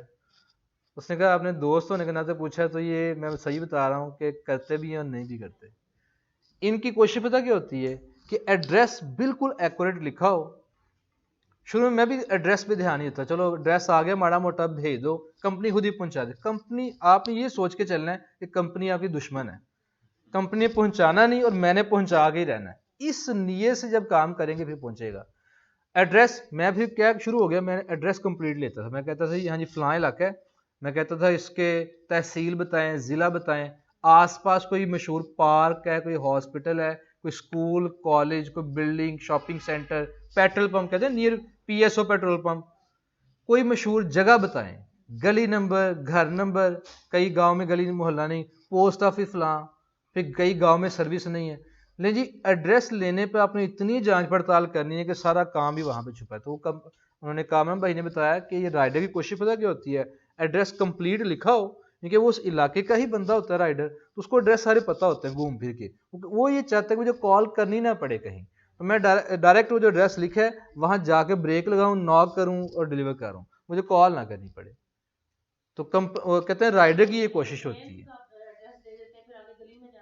ہاں جی کئی گلی میں نہیں جاتے. میں جہاں پہ شاہدرہ میں رہتا تھا میرا 3 نمبر گلی تھی باہر GT روڈ سے، مین گجران روڈ سے تیسری گلی تھی. اور یہ جو جن کی بھائی کی بات کر رہا ہوں فوٹوگرافر، یہ وہاں سے کوئی 1 کلومیٹر اندر تھے، لاجپت روڈ نام تھا اس کا. میرے گھر میں پارسل دینے بھی آتے تھے، وہاں سے ریسیو بھی کر جاتے تھے. اسی روڈ پہ آگے 1 کلومیٹر علاقہ وہی پڑتا تھا، وہ برانچ کا لیپرڈ کا، وہاں نہ جاتے تھے پارسل دینے نہ پک کرنے. وہ کہتے باہر آ کے لے جائیں، مجھ سے نہیں آیا جاتا. یہ بھی رائڈر کام کرتے ہیں، ٹھیک ہے نا. اور ہم کیا کہتے ہیں ڈور سے، ہم تو کہتے ہیں ہوم ڈیلیوری. کسٹمر تڑ جاتے ہیں کہ یہ آپ نے تو کہا تھا ہوم ڈیلیوری، تو یہ کون سی ہوم ڈیلیوری ہے کہ 2 کلومیٹر دور کھڑا ہوں آ جاؤ. گرمی سردی موسم سختی گرمی جو بھی ہے، یہ چند مسائل ہیں کمپنی کی طرف سے. تو یہ اب آپ کام کریں گے، میں ڈرا نہیں رہا، آپ کو ریئلٹی بتا رہا ہوں کہ یہ بڑے چیلنجز ہیں، لیکن سب کا سلوشن بھی ہے، ٹھیک ہے نا. وہ کیا ہے، فالو اپ کریں، محنت کریں، یہ چیزیں منیمائز ہو جائیں گی. بڑی دنیا کام کر رہی ہے، وہ لڑ ہی رہی نا ان چیزوں سے. ہر کاروبار میں اپنے چیلنجز ہیں. جی آپ کچھ پوچھنا چاہ رہے تھے؟ ہاں بڑی اچھی بات آپ نے بتائی ہے کہ اگر پیمنٹ ایڈوانس لے لیں اور لوگ یہاں پہ دینے کو تیار ہوتے ہیں ایڈوانس پیمنٹ. میں نے چھوڑ دیں, ابھی آپ کسٹمر سے بھڑے نہیں نا, ابھی ان سے ڈیل نہیں کیا.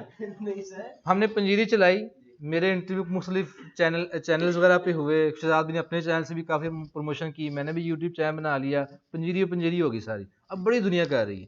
میں ایک پیج کو بڑا فالو کرتا ہوں, اس کا دبئی میں بھی کاروبار ہے, اس کا پیکیجز مال میں سٹور ہے. اس نے ایسے ایک پیج بنا کے کام شروع کیا تھا شہد کا, اور اس کا بڑی اچھی کوالٹی, بندے نے انجینئر ہے, باہر سے پڑھ کے کیا یہاں کے کام شہد کا سٹارٹ کیا آن لائن, اور اب اس کے سٹورز ہیں دبئی میں, پیکیجز مال میں. میں نے کل اس کا ایڈ دیکھا, اس نے پنجیری سٹارٹ کر دی, حساب لگایا. میں اس کا پیج دکھاتا ہوں, کام اچھا کرتا ہے. پنجیری سے مجھے دکھ ہوا تھا اس کا, پتہ نہیں کہاں سے آئیڈیا لیا ہے, میں نہیں کہتا مجھے کاپی کیا, لیکن بات ایسی پھیلتے. ہاں جی. اچھا میں نے بھی کیا سوچا, جو کیا نا ایڈوانس پیمنٹ, میں بتاتا ہوں آپ کو, یہ پیج دیکھ لیں ان کا ذرا, کیونکہ اچھے پیجز دیکھ کے یہ دیکھنا چاہیے کہ وہ کتنا محنت کر رہے ہیں ایڈز پہ, ڈیزائننگ پہ. ایک بچہ کہتا ہے وہ بیچ 3 کے میرے ساتھ طیب کہ سر بالکل نیا پیج بناؤ, نیا برانڈ بناؤ, لوگ لے لیتے ہیں. میں نے کہا جی اگر ایسی چیزیں ہوں تو آپ بتائیں, آپ ان کی جگہ ہو تو آپ لیں گے جیسے یہ ڈیزائن انہوں نے کیے ہیں, اور ان کی ویب سائٹ پہ بھی آپ جائیں, بند کیوں نہیں ہو رہا. یہ جناب شہد کا ایک ڈیزائن ہے, یہ ان کے ڈفرینٹ. پھر انہوں نے جناب یہ جیم وغیرہ بھی سٹارٹ کر دیے. اب یہ ان کی پنجیری آئی ہے جی, یہ چیک کریں, یہ کسر رہ گئی ان کی, یہ دیکھیں 1600 کی میرے خیال آدھا کلو, ہم 1300 کی آدھا کلو دے رہے ہیں. یہ ہاف کے جی 1600 کی, ہم 1300, ہم سے مہنگی دے, کیونکہ اس کی وہ ویلیو بنی, فیس ویلیو, بڑا اس نے کام کیا ہوا. ہمارے تو اصل میں یہ لائکس جتنے بھی ہوتے ہیں نا, پیڈ ہوتے ہیں. کوئی کہنا آرگینک ہے, سب جھوٹ ہے, ملتا ہی نہیں. جتنے مرضی پیسے لگائیں, ایک دن میں آپ وہ لائکس حاصل کر لیں. ہم نے ایسے ہی کیا ہوا ہے. ہاں یہ شہد کے بارے میں, لیکن ان کا بڑا اچھا تھا. اچھے کی برے کی بات کر سکتے ہیں. وہ کہتے ہیں نا کہ when you have to choose between 2 evils then choose the less evil. 2 برائیوں میں سے اگر کسی برائی کو چنیں تو کم بری چیز کا انتخاب کر لیں. تو اس میں یہی ہو سکتا ہے یہ کم بری ہے یا کم ملاوٹ شدہ ہے. ٹھیک ہے جی. تو یہ جناب نے کام سٹارٹ کر لیا. اچھا تو بات یہاں سے ہو رہی تھی کہ آپ نیا پیج بنائیں, ڈیزائن اچھا کروائیں, آئی کیچنگ ہو, کام آپ کا چل جائے گا. اچھا یہ بھی پنجیری, میں نے اتنا کام کیا پنجیری میں, مجھے لگتا ہے مشہور ہوگی, باقی پتہ نہیں کتنے لوگوں تک پہنچے گا نہیں. تو میں نے اس سال پتہ کیا سوچا تھا آپ کی بات سے, میں کہ اب تو مشہور ہو چکا ہوں, مطلب اتنا ہوں کہ یار یہ شہزاد بھی کا بھائی بھی, اور یہ اپنی ویڈیو بھی ہے, ان کا پنجیری چلی بھی ہے, تو بندہ دھوکہ نہیں دے گا. نہیں ہوتا نا فیک کام, جو پیسے دیں گے چیز ٹھیک ہی آئے گی. تو میں اس بار نا ایڈوانس پیمنٹ کے ساتھ کام کروں, میں نے سی او ڈی کے چکر میں نہیں پڑنا, میں نے وہ کام ہی ختم کر دینا پارسل ریٹرن والا. تو میں ایڈوانس پیمنٹ مانگوں گا, ایک بندے نے بھی نہیں دی. ٹھیک ہے. تو مطلب پھر میں نے ایک آدھے ماہ میں میں پیچھے چلا گیا, میں نے مطلب چھوڑ دیا. شاید میں ٹکا رہتا, کچھ لوگ دیتے, لیکن کچھ لوگ سے ہمارا گزارا نہیں. اس لیے یہ نا خام خیالی ہے کہ ہم ایسا کریں گے تو لوگ پیمنٹ آپ کو بھیج دیں گے. ہاں جی, اس لیے نا یہ چھوڑ دیں کہ ایڈوانس پیمنٹ آپ کو, یہ میرا تجربہ ہے, اس لیے اس کو مان لیں. ہاں جی, پروڈکٹ والے کام میں نا آج کل تھوڑا ڈاؤن فال ہے, میں نے شاید بتایا بھی تھا. اس کی ریزن کئی ساری میں نے بتائی تھی کل پرسوں, کمپٹیشن ہے, اور یہ ہر چھوٹے بڑے برانڈ نے سیل لگا دی ہے, لیکن کچھ پروڈکٹ چل بھی رہی ہیں, ہماری ہی کچھ پروڈکٹ چل رہی ہیں, کچھ میں ڈاؤن فال آیا ہوا ہے. جو ٹیچنگ والا کام ہے, سروسز دینے والا کام ہے, یہ بڑا اچھا ہے. کیوں؟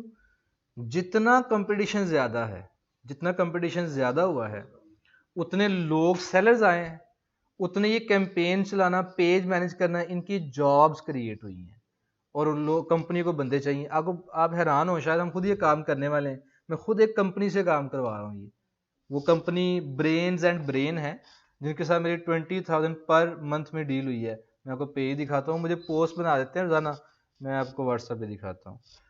انہوں نے مارکیٹنگ کے نام سے کیا نام رکھا تھا, وہ ڈیلی مجھے ایک آدھی پوسٹ پہ کہتے ہیں سر اس کو ریویو کر لیں, تو میں اوکے کر دیتا ہوں. یہاں یہ گلو میکس مارکیٹنگ, یہ گروپ ہے, یہ انہوں نے لیٹسٹ پوسٹ کہتے ہیں جی کائنڈلی ریویو. یہ آج کی پوسٹ تھی, تو مس دفعہ مجھے ڈیلی ایک پوسٹ بھیجتی ہیں, یہ والی تھی. یہ کل سیرم کی لگائی تھی, یہ فیس واش کی لگائی. خود ہی ڈیزائن کرتے ہیں, میں نے ان کو اپنے پیج کا بنا دیا ہے ایڈیٹر. اب میرے فیس بک پیج پہ خود ہی پوسٹ کرتے ہیں, میرے انسٹا پہ بھی خود ہی پوسٹ کرتے ہیں, میرا پیج چل رہا ہے کیونکہ میرے پاس ٹائم نہیں, مجھے 20,000 کو دینا پڑ رہا ہے. کلائنٹ کو ڈیل کرتے ہیں ان کی, یہ اس کو کہتے ہیں سوشل میڈیا مارکیٹنگ. یہ جابز بڑی ہیں, ٹھیک ہے. اگر آپ کو یہ کام آتا ہے, چھوٹے موٹے آپ ڈیزائن کر لیتے ہیں یا کروا لیں کہیں سے, تو کمپنی, میں تو بہت چھوٹا بزنس مین ہوں, بہت ہی چھوٹا, کہیں بہت بڑے بزنس مین ہیں ان کے پاس ٹائم ہی نہیں, وہ کیا کرتے ہیں کوئی لڑکا دے دیں, مجھے کہیں کہتے ہیں سر کوئی لڑکا ہے جو ہمارا یہ پیج مینیج کر لے, 15,000 20,000 25,000 وہ دیتے ہیں. اس کی آج کل ہم کیمپین بھی چلانے لگے ہیں کہ یہ سروسز ہم شروع کرنے لگے ہیں کہ جن کو یہ مسائل ہے, ہم ایک ٹیم بنائیں گے, ظاہری بات ہے, تو اس میں ہم یہ سروسز دینا اسٹارٹ کر دیں گے. یہ آپ بھی کام کر سکتے ہیں. ورچوئل اسسٹنٹ, ایگزیکٹلی, امیزون میں اس کو یہ نام دیتے ہیں, امیزون وی اے. تو یہاں فیس بک بھی وی اے ہی ہے. ورچوئل اسسٹنٹ ہوتا ہے کہ فزیکلی آپ کے پاس نہیں ہے, وہ کہیں دور بیٹھا اپنے گھر میں, آپ کہیں اور بیٹھے ہیں, آپ کو وہ سروسز دے رہا ہے. تو میں خود سروسز لے رہا ہوں مجبور ہو کے کہ مجھ سے ٹائم نہیں دیا جاتا. جی جی کویشچن پوچھیں جی. ٹیچنگ والا, ہاں جی مصطفیٰ آ رہا ہوں. ٹیچنگ یا سروسز ایک ہی بات ہے نا, آپ سروسز دے رہے ہیں, ٹیچنگ کرنا بھی ایک سروس ہے, پروڈکٹ نہیں ہے. ان میں عروج ہے, ان میں کام اچھا ہے. میں نے کل بھی حافظ زبان کا تذکرہ کیا تھا, ایک حافظ حسنین تھے, وہ تو قرآن اکیڈمی والا کام کر رہے ہیں. کئی لوگ یہ سوشل میڈیا مارکیٹنگ والا کام کر رہے ہیں. میں نے قاسم علی شاہ فاؤنڈیشن سے بھی کورس کروایا تھا پیچھے, یہی ایف بی کامرس کا, میں نے شہزادی نے مل کے کروایا تھا. تو ادھر سے ایک کامران بھائی تھے, انہوں نے بھی یہ جناب کام کیا, اور بیچ کے ختم ہونے کے 1-2 دن بعد ہی, بات صرف یہ کہ بندہ خود ایکٹیو ہو, 1-2 دن بعد ہی ان کا میسج آیا تھا جی مجھے ایک کلائنٹ مل گیا ہے. ہر بندے کی قسمت ایک جیسی نہیں ہوتی. یہ کسف قاسم علی شاہ فاؤنڈیشن کو ہم کہتے ہیں. ان کو 2 کام ملے, دونوں بڑے مزے کے تھے. ایک تو انہوں نے بتایا جی کہ یہ السلام علیکم, final another client of Facebook ad from real estate industry, ₹1,500 per month with 2% commission on any sale. یہ کسی ڈیلر کے ساتھ اٹیچ ہوئے تھے. اب ڈیلر کو کیمپین چلانا, پیج مینیج کرنا, یہ سارا کچھ آتا ہی نہیں. تو کسی ڈیلر نے کہا یار میرا پیج مینیج کر دو, کیمپین چلا دیا کرو, اور 15,000 فکس سیلری پلس جتنی بھی ڈیلز ہوں گی ایڈ کے تھرو 2% کمیشن. اور 2% کمیشن آپ سمجھتے ہیں کتنا ہوتا ہے, اگر آپ کرائے پہ بھی ہو یا اگر سیل کرنے کا کام تھا ان کا, سیل اگر کرتے ہیں کوئی پلاٹ, 5 مرلے کا پلاٹ آج کل 60-70 لاکھ کا عام سوسائٹی میں, اور ڈی ایچ اے میں چلے 1 کروڑ سے اوپر ہے, تو 1% بھی 1 لاکھ بنتا ہے, 2% 2 لاکھ روپے بنتا ہے. مہینے میں صرف ایک ڈیل بھی ہوئی ہو تو کہاں بات پہنچتی ہے. پلس ایک ان کو اور آرڈر ملا تھا یہ 4-5 دن کے اندر ہی. یہ دیکھیں سر, I got my first client of face book page management 20,000 per month, I received half month November payment. نومبر کے مڈ میں ان کو غالباً یہ 26/11 ہے, نومبر کے مڈ میں ان سے ڈیل ہوئی, اور 26 کو مجھے میسج آیا, انہوں نے پیمنٹ آدھے منتھ کی ریسیو بھی کر لی. اب یہ چیزیں بھی ہوتی ہیں کہ آپ اپنی سروس ہی دے سکتے ہیں. وہ یہ کورس کیا نا آپ نے, صرف کورس کرنا نہیں, اس کو امپلیمنٹ کرنا, اس کو سیکھنا, اس میں ایکسل کرنا, وہ کام آنا. یہ کام آ جائے اگر, تو آپ اپنی کیمپین بھی چلا سکتے ہیں, اپنی پروڈکٹ کریں, اپنی اسکل سیل کریں, جیسے میں نے کل بتایا تھا. اور اتفاق سے آج مجھے نا فون آ گیا, ان کا مراد بھائی تھے جو انجینئر تھے اور اے سی کا کام, کہ سر گرمی آنے والی 2 ماہ بعد پھر میری کیمپین آپ نے چلانی ہے, وہ اے سی کی انسٹالیشن اور یہ وہ ساری. خود کام نہیں بھی آتا, پر یہ کام تو آتا ہے نا کہ کیمپین چلا کے تو میں کیا کر سکتا ہوں. کچھ لوگوں کی نیڈ ہے, کوئی آپ کوئی بندہ جو کام کر سکتا ہے اس کو پکڑیں, جو نیڈی ہیں ان کو پکڑیں, ان کو ملوا دیں, اپنا کمیشن رکھیں. جی بی او بی والا کام ایسا ہی ہے. تو کام بڑے ہیں لیکن صرف مار پتہ کہاں کھا جاتے ہیں, خود ہم ایکٹیو نہیں ہوتے. اور ایک اور چیز یہ بھی غور کیجیے گا, کبھی بھی ایک وقت میں 2 کام نہ پکڑیں. ایک کام ہو جائے, سیٹل ہو جائے, پھر دوسرے کام میں ہے. ورنہ پتا کیا ہوگا, ایک کام صحیح ہوگا نہیں, توجہ نہیں دیں گے, یار میں یہ بھی کر لوں, دونوں بھی توجہ نہیں ملے گی, دونوں ہی فلاپ ہو جائیں گے. آپ نے بلیم پتا کس کو کرنا ہے, یار آن لائن میں کچھ رکھا ہی نہیں ہوا, وہ غلطی آپ کی تھی. ٹھیک ہے نا. تو میں نے ابھی آپ کو بتایا, میں نے سسٹر کو کام اسٹارٹ کر کے دیا ڈیکوریشن کا, خود نہیں کیا. میں ابھی اپنے پنگوں سے نہیں نکلا, اپنا پیج میں کسی سے مینیج کروا رہا ہوں, تو کیسے کر سکتا ہوں میں کام. ہاں ان فیوچر ہو سکتا ہے یہ کام سیٹل ہو جائے میں کروں. تو یہ بات کہ ایک وقت میں ایک کام, ٹھیک ہے جی, 2 جگہوں پہ نہیں پڑھنا, 2 ڈیزائننگ یہ وہ. تو آپ اپنی ٹیچنگ کریں, قرآن اکیڈمی کریں گے نا, اس میں بڑا اسکوپ ہے. اور میں نے جیسے کل بھی بتایا تھا کہ مجھے حافظ حسنین نے بتایا کچھ ادارے ایسے ہیں قرآن اکیڈمی کے حوالے سے جو 25,000 ہزار کے 35,000 ہزار کے اسٹوڈنٹ سیل کرتے ہیں. بس انہوں نے بتایا تھا طریقہ ہوتا ہے کیا ہوتا ہے ان کا, کہ جو 5,000 پر منتھ فیس دینے والا بچہ ہے وہ 25,000 میں سیل ہوتا ہے, اور جو 8,000 پر منتھ دیتا ہے نا فیس, وہ 35,000 میں بکتا ہے. تو کیا میں نے کہا جی اتنا مہنگا لے لیتے ہیں قاری حضرات؟ وہ کہتے ہیں کیا کریں بیچارے، وہ کہتے ہیں 4-5 ماہ کی فیس ہے دے دی تو پھر ہمارا ایک گاہک لگ جائے گا، اور فائدہ یہ ہوتا ہے اگر بالکل 25,000 بھی دیے تو 5 منتھ میں تو 5 منتھ میں تو وہ پیمنٹ ریکور ہونی ہے جس میں انہوں نے اسٹوڈنٹ خریدا، اس کے بعد ان کی اصل میں ارننگ سٹارٹ ہوگی. لیکن وہ کہتے ہیں ان کے ریفرنس سے بھی ہمیں نا کوئی بہن بھائی کزن وغیرہ یہ مل جاتے ہیں اسٹوڈنٹ، وہ ہمارا فائدہ ہوتا ہے. لیکن سوچیں کہ 35,000 روپیہ 25,000 روپیہ لگا کے ایک اسٹوڈنٹ مل رہا ہے، تو اگر 15,000 روپے کا کورس کر کے آپ خود یہ کام سیکھ لیں اور تقریباً آن ایوریج 1,000 1,500 2,000 ایٹ میکسیمم اتنے روپے لگا کے ایک اسٹوڈنٹ مل رہا ہے فیس بک کیمپین کے ذریعے، تو کہاں 25 اور کہاں یہ 1,000 1,500 2,000، وہ اپنی اپنی قسمت ہے. میں نے 150 روپے لگا کے بھی اسٹوڈنٹ ملتے دیکھا کسی کو. وہ تو پھر دیکھیں ہر کام میں چیلنجز ہے جی، ہر جگہ پہ نا اپنی طرز کے چیلنجز ہیں. آپ سوچیں نا یہ باہر اکثر نا باہر بیٹھے کوئی کام لگتا ہے یار یہ بڑا سیٹل ہے. مجھے یاد ہے کہ ہم نا شادرہ میں رہتے تھے، وہاں کنجسٹڈ سی گلیاں اور گاڑی گھر میں نہیں کھڑی کرتے، ایک پلاٹ لیا تھا کرائے پہ 8,000 کرایہ تھا، ہم 4 گاڑیاں کھڑی ہوتی تھیں. تو وہ جو ان کا 1 کنال کا گھر تھا، 7-10 مرلے کا 5 مرلے کا پلاٹ تھا جو ہم نے گاڑیاں کھڑی کرنے کے لیے. اچھا وہ بندہ کہتے ہیں ان کی 4 گاڑیاں تو یہ اچھا خاصا کماتے ہوں گے تو کام ان کا سیٹ ہوگا. تو وہ کیا کہہ رہا ہے جی ایک دن سر ساڈا کوئی فرینچائز کوئی ہماری اکیڈمی اس میں کوئی حصہ ڈلوا دیں یار. اور ہم اس سے پہلے کیا سوچتے یار 1 کنال کا اس کا گھر ہے، 5 مرلے کا یہ پلاٹ ہے، 10 مرلے کا ایک وہاں کمرشل پلاٹ ہے، انہیں پوچھنا کی کام کرتا ہے. ہر بندے کو یہ لگتا ہے کہ اے بڑا فٹ ہے، ٹھیک ہے، اس کو اس کی پرابلم نہیں پتا ہوتی کہ کتنے جان جوکھوں میں ڈال کے وہ یہاں تک پہنچے، کیا کہ اس نے دن دیکھے ہوں گے کیسے یہاں تک پہنچے. ہر کام میں چیلنجز ہیں. آپ اپنی فیلڈ کو پک کریں اور اس کو کیونکہ آپ کو پیچو ہم نسبتاً بہتر آتے ہوں اسی میں پیسہ لگائیں، اس میں محنت کریں، اسی میں کام کریں، دوسروں کا نہ دیکھیں. میں نے ایک بڑی غالباً حدیث پاک ہے یا کسی آیت کا مفہوم ہے، ایگزیکٹ ورڈ مجھے یاد نہیں. اللہ تعالیٰ یہ فرماتا ہے کہ جب آپ کسی کو اپنے سے بہتر دیکھتے ہیں نا تو اس بندے کو بھی دیکھیں جو آپ سے کم تر ہے، کہ میں کئیوں سے بہتر ہوں. ہم سے یہ دیکھیں وہ کڈا امیر ہے، وہ جو موج ٹھیک ہے سیٹل ہے، تو اس کو بھی دیکھیں کہ جو آپ سے کم تر ہیں، تو پھر آپ کو حوصلہ ہوگا یار ہم بڑوں سے بہتر ہیں. یقین جانے یہ راہ چلتے کسی معذور کو دیکھتے ہیں تو رونگٹے تو کھڑے ہوتے ہیں، شکر ادا کرتے ہیں کہ کم از کم سلامت تو ہیں ہم. سر اس میں نا ایک اور فیلڈ بھی ہے جی کہ بہت سارے ایسے لوگ ہیں جو کہتے ہیں کہ ہمارے صرف پیج کے لائکس بڑھاتے ہیں، فالوورز بڑھاتے ہیں. ہاں جی ہم کر رہے ہیں وہ کام، آج کل ہی سٹارٹ کیا ہے. آپ کو پیج لائک بڑا مہنگا پڑتا ہے، وہ ہر فیلڈ پہ ڈیپینڈ کرتا ہے کس فیلڈ کے کتنے چاہنے والے ہیں. لیکن ہم کچھ نہ بڑے سستے پیج لائکس بھی ایک طریقہ ہم نے سیکھا ہے. تو پہلے میں خود حیران ہوتا یار لوگ کیسے کرتے ہیں، کسی فیلڈ میں جب پڑ جاتے ہیں نا پھر اس کے گر آ جاتے ہیں آپ کو. تو ویسے ہمیں کبھی بھی 1 روپے سے 1.5 روپے سے کم پیج لائک نہیں پڑتا تھا. میں آپ کو اپنے اسٹارٹ دکھاتا ہوں، کسی کو چھوڑیں. اس میں ابھی ہے نا ہاں جی میں اس میں طریقہ کار ہم نے ڈھونڈ لیا، ہم کر بھی رہے ہیں اس میں کام. میں آپ کو دکھاتا ہوں، ہمیں 4 روپے کا بھی پیج لائک پڑتا رہا ہے، 2.5 روپے کا بھی پیج لائک پڑتا رہا ہے. پیج لائک کوئی کیمپین اگر مل جیسے یہ ہے پیج لائکس، تو پر پیج لائک کیا تھا جی، ہاں پر پیج لائک کدھر گیا، 1.86.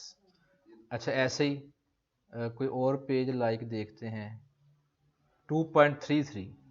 ٹھیک ہے جی، تو اور بھی کوئی پیج لائک ہوگا 4 روپے تک بھی پڑے ہیں جی، میں بھی نظر نہیں آ رہا مجھے. 3.27 پر پیج لائک. 1 روپے 1 لائک ہم 0.9 تک لا سکتے ہیں، ہم 0.9 روپیز پر لائک آپ کو لے کے دے دیں گے. جس نے لینے ہوں بتا دیجیے گا ہم کر دیں گے.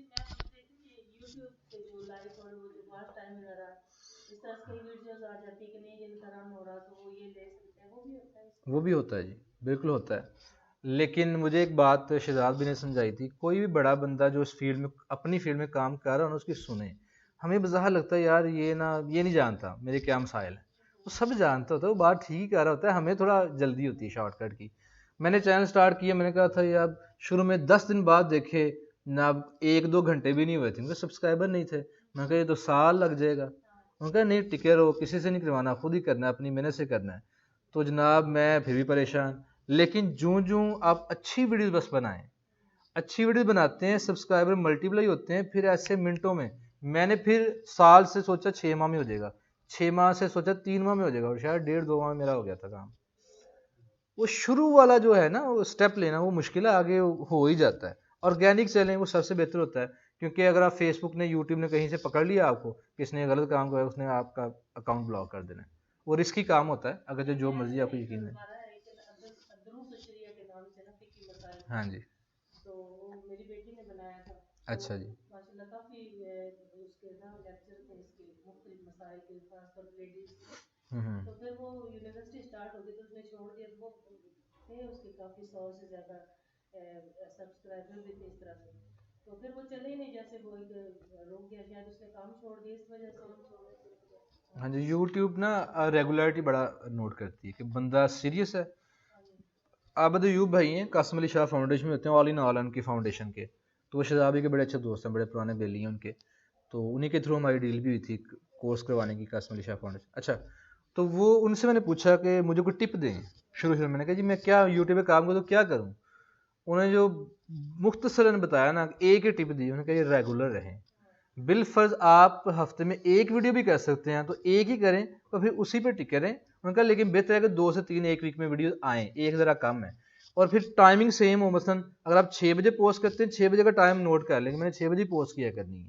ریگولیرٹی, پنکچوئلٹی, ایک پیٹرن فیس بک کا نظر ہے کہ بندہ سیریس ہے, آرگنائزڈ ہے, اس کو ذرا موقع دینا چاہیے. رینڈمنیس نظر نہ آئے, بے ترتیبی نظر نہ آئے. جیسے آپ کھانا ہی بے ترتیبی کھا لیں نا, کبھی صبح کبھی دوپہر کبھی شام, کبھی کتنا, آپ کا پیٹ بھی خراب ہو جائے گا. تو مطلب ریگولیرٹی انسان کی فطرت میں, نیچر میں, سسٹم میں ہونی چاہیے. کہتے ہیں یہ ڈیمانڈ ہے یوٹیوب کی. انہوں نے صرف ایک ٹپ دی تھی, وہ قاسم علی شاہ فاؤنڈیشن کے اور ان کے اپنے یوٹیوب کو پیج, یوٹیوب کو اور فیس بک پیج اور سب کچھ ٹویٹر شوٹر اس کی ایس ای او وہ کرتے ہیں, مینیج وہ کرتے ہیں. اور مجھے ایک ٹپ دے کے بس بات ختم کر دی. اتنی امپورٹنٹ چیز ہے. تو یوٹیوب پہ بھی آئیں گے انشاءاللہ. فی الحال میں 2 چیزیں بتا کے آج کا لیکچر وائنڈ اپ کروں. اچھا, جو باتیں ہوتی ہیں نا یوٹیوب پہ کہتے ہیں سر کیا فرق ہے یوٹیوب کے کورس میں یہاں پہ, وہاں پہ تو آپ کو کورس فری پڑا ہوا ہے. وہاں میں نے ٹو دی پوائنٹ باتیں بتا کے تو نکل جانا ہے کہ یہ ایسے کریں, یہ ایڈ ایسے چلانا ہے.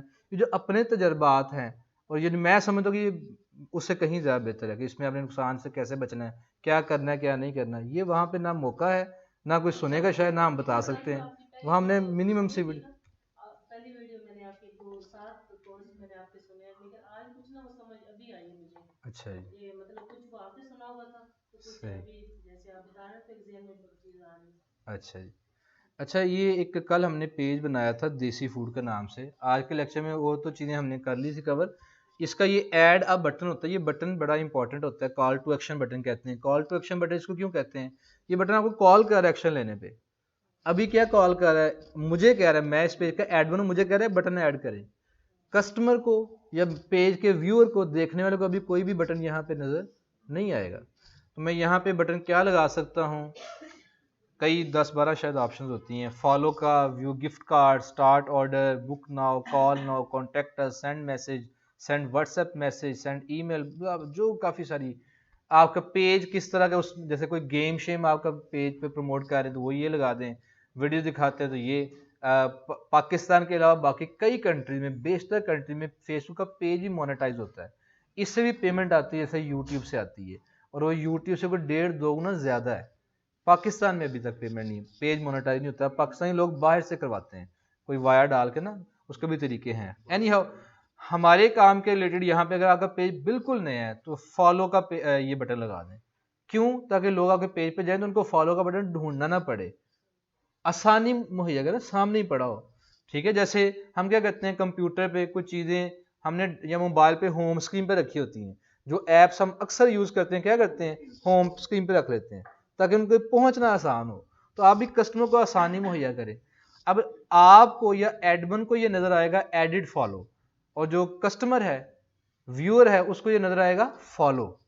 ایڈٹ اس کو نظر نہیں آئے گا. اچھا, اس کے بعد اگر آپ پیج آپ کے فالوورز ہو گئے ہیں, لائک شائک آ گئے ہیں, کافی حد تک کام چل گیا ہے. اب آپ کو چاہیے کہ اس کا بٹن ایڈٹ کریں اور یہاں پہ لگا دیں کوئی واٹس ایپ کا یا سینڈ میسج کا, کہ لوگوں کو میسج کریں آپ کی پروڈکٹ خریدنے کے لیے. یہ ذرا پیج آپ کا جب چل جائے, کچھ لائکس فالوورز آ جائیں, پھر اس بٹن پہ سوئچ کر لیں. جب مرضی آپ بٹن چینج کر سکتے ہیں. ٹھیک ہے جی. جی آپ کچھ فرما رہے تھے. کس میں, ہاں, شروع میں جو بھی پیج ہے آپ دیکھیں, کوئی بندہ کوئی فالوور ہوگا تو آگے میسج مجھ سے یہ وہ کرے گا نا. پہلے کچھ آڈینس آنا ضروری ہے. ٹھیک ہے نا, رونق لگنا ضروری ہے جو میں اکثر کہتا ہوں. تو اس کے لیے پہلے فالو, جب پیج پہ تھوڑے لائک شائک آ جائے پھر جو مرضی آپ کو سوٹیبل بٹن جو بھی لگے اس کو کر سکتے ہیں. ہاں جی, وہ الگ ہوتا ہے, وہ ہر پوسٹ پہ لگ سکتا ہے. جیسے ہمارا یہاں پہ اس پوسٹ کو ہم نے بوسٹ نہیں کیا, جس کو بوسٹ کرتے ہیں نا اس پہ نیچے سینڈ میسج یا سینڈ واٹس ایپ میسج کا بٹن لگا لیتے ہوتے ہیں. اگلی پوسٹ شو نہیں ہو رہی, وہ ہوتا ہے پوسٹ پہ بٹن, یہ ہوتا ہے پیج کا بٹن کال ٹو ایکشن. میں آپ کو دکھاتا ہوں. پوسٹ پہ ہم ضرور لگاتے ہیں جس پہ ایڈ چلانا ہو. کدھر گیا ہے, لوڈ ہی نہیں ہو رہا. اینی ہاؤ, وہ پیج میں پوسٹ بھی بتاؤں گا کیسے لگاتے ہیں. ایڈ چلانے کے دوران لگ جاتا ہوتا ہے بٹن, جو مرضی لگا لیں. ٹھیک ہے, میسنجر واٹس ایپ بھی بات کریں گے. کل پرسوں حافظ رضوان سے بات ہو رہی تھی. حالانکہ فرق کوئی نہیں, یہ واٹس ایپ پہ میسج آئیں یا میسنجر پہ آئیں, ایڈ کی کاسٹ میں نہیں فرق پڑتا. اگر ایسے آپ نے لگائے ہیں 1000 لگا کے 10 میسج میسنجر پہ آئیں, 10 ہی واٹس ایپ پہ آئیں گے, لیکن ریزلٹ سے زیادہ واٹس ایپ پہ آتے ہیں. کیوں؟ یوزر فرینڈلی ہے. اب اپنے آپ کو ذہن میں رکھ کے سوچیں, اپنے پہ غور کریں کہ آپ ڈیلی کا ٹائم میسنجر پہ کتنا اسپینڈ کرتے ہیں اور واٹس ایپ پہ کتنا. کون سا آپ کی ہوم اسکرین پہ سامنے پڑا ہوتا ہے, یا کس پہ آپ جلدی رسپونڈ کرتے ہیں؟ What's app. کمیونیکیشن آسان ہے, ایزی ہے, ہم اس کے یوز ٹو ہو چکے ہیں, اس لیے واٹس ایپ کا بٹن لگائیں. ٹھیک ہے جی, تو ریزلٹس اچھے ملتے ہیں. یہ چھوٹی چھوٹی چیزیں جو ایکسپیرینس کے ساتھ آتی ہیں ورنہ نہیں آتی. جی آلموسٹ, یہ گلف میں کچھ مسائل ہیں واٹس ایپ کے, باقی تقریباً سب کا. ہاں جی, گلف میں نا کوئی مسئلے ہیں, ان کی کوئی ریسٹرکشنز ہیں, وہاں میسنجر. جی جی جی, اسی طرح آج کل یورپین کنٹری میں بھی ایشو آ رہا ہے, وہاں پہ واٹس ایپ ہے لیکن ایشو آ رہا ہے شاید, لیکن کم ہوں گے. گلف میں بین ہے. ہاں جی, تو وہاں میسنجر لگا لیں. ٹھیک ہے نا, مجبوری کا نام شکریہ, جہاں مجبوری ہے وہاں تو کرنا ہی نا کچھ, ادروائز پریفر کریں گے واٹس ایپ لگائیں آپ. تو جہاں آپشن ہی نہیں وہاں تو ظاہری بات ہمیں کوئی دوسری کوئی آلٹرنیٹ دیکھنا پڑے گا. لیں جی, اس لیکچر میں اور ایک چیز یہ کہ چونکہ بڑی ساری چیزیں بھی ہمارے کورس میں آنی ہے, میں کچھ ایس سی او بھی تھوڑی بہت سکھاؤں گا اپنے پیج کے حوالے سے, پروڈکٹ کے حوالے سے, کیسے سرچ میں آنا ہے, سرچ انجن آپٹیمائزیشن. تو یہ بھی میں تھوڑی بہت مجھے آتی ہے, میں آپ کو سکھاؤں گا انشاءاللہ. آپ کے لحاظ سے تو کافی ساری ہوگی وہ, تو وہ چیزیں سیکھیں گے. لیکن کوشش کیا کریں کہ جو لیکچر اس دن کا ہے جیسے آج کا, اس میں سے رہ کے کویشچن پوچھیں, کیونکہ اگلی باتیں تو آ ہی جانی ہیں. آپ کے زیادہ تر کویشچن کے آنسر میں خود ہی دے دیا کروں گا لیکچر کی صورت میں, تو اس میں سے رہتے ہوئے کویشچن پوچھیں گے تو انشاءاللہ مجھے بھی آسانی ہوگی. لیں جی, ایک پیج پہ ایک سے زیادہ چیزیں سیل کر سکتے ہیں, جسٹ ایک ہی رکھیں. بڑا اچھا کویشچن ہے, اور مجھے اپنی رائے بتائیں ذرا, جو آن لائن بیٹھے ہیں وہ اور آف لائن جو بیٹھے ہیں, کیا ہونا چاہیے؟ ایک سے زیادہ چیزیں, ڈفرنٹ کیٹیگریز کی چیزیں, ایک ہی پیج پہ ڈفرنٹ کیٹیگریز کی چیزیں کر سکتے ہیں یا کرنی چاہیے؟ ایک تو ہے کہ کر سکتے ہیں, ہاں جی کر سکتے ہیں. ایک ہے کہ کرنا چاہیے, نہیں کرنا چاہیے. آپ اپنی فیلڈ میں نا ماہر لگیں کہ میں اس فیلڈ میں نا سب سے آگے ہوں. ایک ڈاکٹر ہے نا, آپ کو خدا نہ خاصا اللہ نہ کرے کبھی کوئی جانا پڑ جائے, کوئی آپ کا جاننے والا کسی کو ریکمینڈ کرنا ہے, تو اس کو کوئی مسئلہ ہے لیٹ سے ہارٹ کا یا کوئی برین کا یا کچھ خدا نہ خاصا, تو آپ کیا کریں گے؟ آپ ایک ڈاکٹر ہے, وہ جناب یہ دل شل بھی دیکھ لیتا ہے, دماغ کا بھی علاج کر لیتا ہے, وہ بچے بھی دیکھ لیتا ہے, وہ پیٹ پوٹ خراب اس کا بھی علاج بھیجیں گے اس کے پاس. جو سب کچھ کر لیتا ہے وہ پھر کچھ بھی صحیح نہیں کر سکتا. ٹھیک ہے, وہ کیا ہے؟ Jack of all trades. ہاں جی, اسپیشلسٹ کے پاس جائیں گے آپ, ہاں ماسٹر آف نن. آپ, میں ایک اور مثال دیتا ہوں, میں انٹرویو کرتا تھا, جو ٹیچر ہم نئے ہائر کرتے تھے نا, میں اکثر فزکس کے انٹرویو میں کر لیتا تھا, ساتھ ایک دو اور ٹیچر بیٹھے ہوتے تھے. تو ینگسٹر عموماً پتہ کرتے نئی نئی ایف ایس سی کرتے تھے, اور ینگسٹر جذبہ بھی ہوتا ہے, تو آتے تھے, ہم کہتے ہیں جی کیا ٹیچ کرتے ہیں آپ؟ سر میں فزکس بھی پڑھا سکتا ہوں, میں میتھمیٹکس بھی پڑھا لیتا ہوں, میں یہ بھی پڑھا, کیمسٹری بھی پڑھاتا ہوں. ہم کہتے ہیں پھر معذرت ہے. ٹھیک ہے, اگر بندہ کہتا ہے سر میں 15 سال سے فزکس پڑھا رہا ہوں, میں کہتا ہوں یہ بندے کا نا صحیح اس میں نچوڑ ہوگا. جیسے میں سمجھتا تھا میرا ہے, بچے مانتے بھی تھے, میں 17 سال میں نے فزکس پڑھائی, صرف فزکس پڑھائی, کسی سبجیکٹ کو ہاتھ ہی نہیں لگایا. تو جب آپ ایک چیز کو کریدتے رہتے اس میں پھر کیا ہی بات ہے؟ ایسا ہے کہ نہیں؟ تو ایک پہ آپ جناب یہ ٹراؤزر بھی بیچ رہے ہیں, ایک پہ بچوں کے کپڑے بھی بیچ رہے ہیں, پنجیری بھی اور کاسمیٹکس بھی, پھر لوگ کہیں گے انہیں پتہ نہیں اسکن کے ساتھ کیا تجربہ کرنا ہے. ایک فیلڈ ہاں یا تو پھر اسٹور بنائیں جس میں پھر ساری ہی ورائٹی ہو، وہ ایک الگ چیز چلی جاتی ہے. پھر دراز ہے، شاپ ہے، اسٹور ہے امیزون پہ جیسے، پھر اس میں 2 3 نہیں، پھر اس میں بڑی کیٹیگریز ہوں کہ اس کا ایک اسٹور ہے. اور اگر 1 2 کیٹیگری میں ہے پھر ایک کیٹیگری میں ہے کہ آپ اپنی فیلڈ میں ماہر لگیں، یا یہ اسکل اسپیشلسٹ ہے، یہ گارمنٹس میں کام کرتا ہے، اس کی اپروچ ہوگی، اس کی ریسرچ ہوگی، اس کے ریٹ کوئی اور نہیں دے سکتا، اس نے جو فیبرک لیا ہوگا بڑی ریسرچ کے بعد. تو یہ میرا ماننا ہے کہ ایک پیج پہ ایک نش پہ کام کریں. جی ہاں جی، میں نے نا ایک غلطی کی جانتے بوجھتے ہوئے، تھوڑا مجھے لالچ تھا اس سے، لیکن وہ لالچ ویسے ہمیشہ نقصان دیتی ہے. پھر میں نے الٹیمیٹلی جو مجھے پہلے پتا تھا، شک تھا نہیں کرنا چاہیے، تو پھر نہیں، واقعی ایسا ہوا. میں نے کیا کیا، جب کاسمیٹکس لانچ کی، میں نے پنجیری والے پیج پہ لانچ کی، سب کچھ جانتے بوجھتے بھی میں نے ٹرائی کی. اچھا پتہ کیوں میں نے یہ رسک لیا ہوگا جانتے بوجھتے ہوئے سب، حالانکہ میں خود آپ کو سمجھا رہا ہوں. میں نے کہا جی چونکہ مشہور ہو چکی ہے پنجیری، لوگ پہچانتے ہیں، لوگوں کو پتہ ہے یہ بندہ ہے، تو اگر جیسے ہوتا ہے نا برانڈ الرٹ سے نیسلے ہے، ان کی پروڈکٹ اچھی ہیں، اگر وہ ایک بالکل نئی پروڈکٹ بھی لے آتا ہے نا میدان میں، تو چونکہ نیسلے ہے، چونکہ وہ اچھا کام کر رہا ہے، کہیں گے پہلی پروڈکٹ اچھی تھی تو یہ نئی بھی اچھی ہی ہوگی. ایسا ہی ہے نا. تو میں نے سوچا کہ اس کو کیش کرنا چاہیے، لیکن وہ کامیاب نہیں ہوا. مجھے اس کا نقصان اس سینس میں ہوا، ہم جب فیس بک پیج پہ یا کسی بھی طرح کام کرتے ہیں نا، ہر کیٹیگری کی، ہر پروڈکٹ کی الگ آڈینس ہے. فوڈ آئٹم کی ایک الگ آڈینس ہے، کاسمیٹکس کی الگ آڈینس ہے. اب میرے پیج پہ میں 3 4 میں شاید کام کر کے میں نے سوچا نہیں کرنا چاہیے تھا. اب میری آڈینس مکس ہوگی.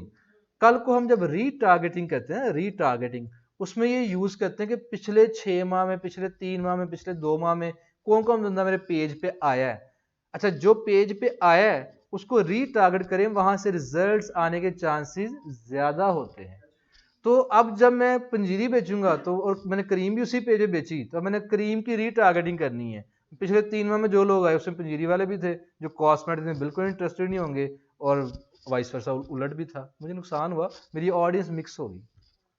بات فالو کر رہے ہیں؟ اس چیز سے ہٹ کے کہ میں اسپیشلسٹ لگوں کہ نہ لگوں آڈینس کو، میری اپنی آڈینس مکس ہوگی، میرا کام خراب ہو گیا.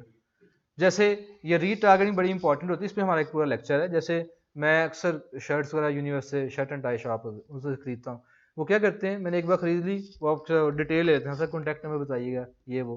اب کیا ہوتا ہے، جب بھی سیزن اینڈ ہو رہا ہوتا ہے یا نیا سیزن آ رہا ہوتا ہے، کوئی نیا آرٹیکل آ رہا ہوتا ہے، کہ میسج آتا ہے کہ جب سیل لگتی ہے 50% فلیٹ سیل یا آف یا جو بھی ہے، وہ کیا کر رہے ہیں، میسج بھیج کے مجھے ری ٹارگیٹ کر رہے ہیں کہ میں پہلے وزٹ کر چکا ہوں ان کی شاپ کا یا جو بھی ہے، اب مجھے ری ٹارگیٹ کر رہے ہیں. اور اگر وہ وہاں کاسمیٹکس بھی، یہ بھی، وہ بھی، فلاں بھی، تو انہیں پتہ نہیں ہوتا کہ میں شرٹس میں انٹرسٹڈ تھا، کریموں میں انٹرسٹڈ تھا، کہاں پہ انٹرسٹڈ تھا. تو یہ نقصان ہے اصل میں.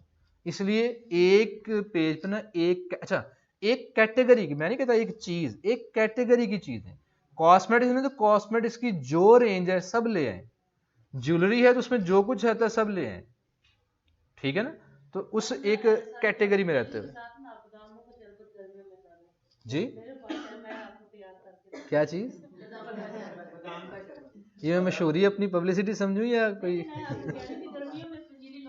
اچھا اچھا اچھا، ہاں ہم نے سوچا تھا،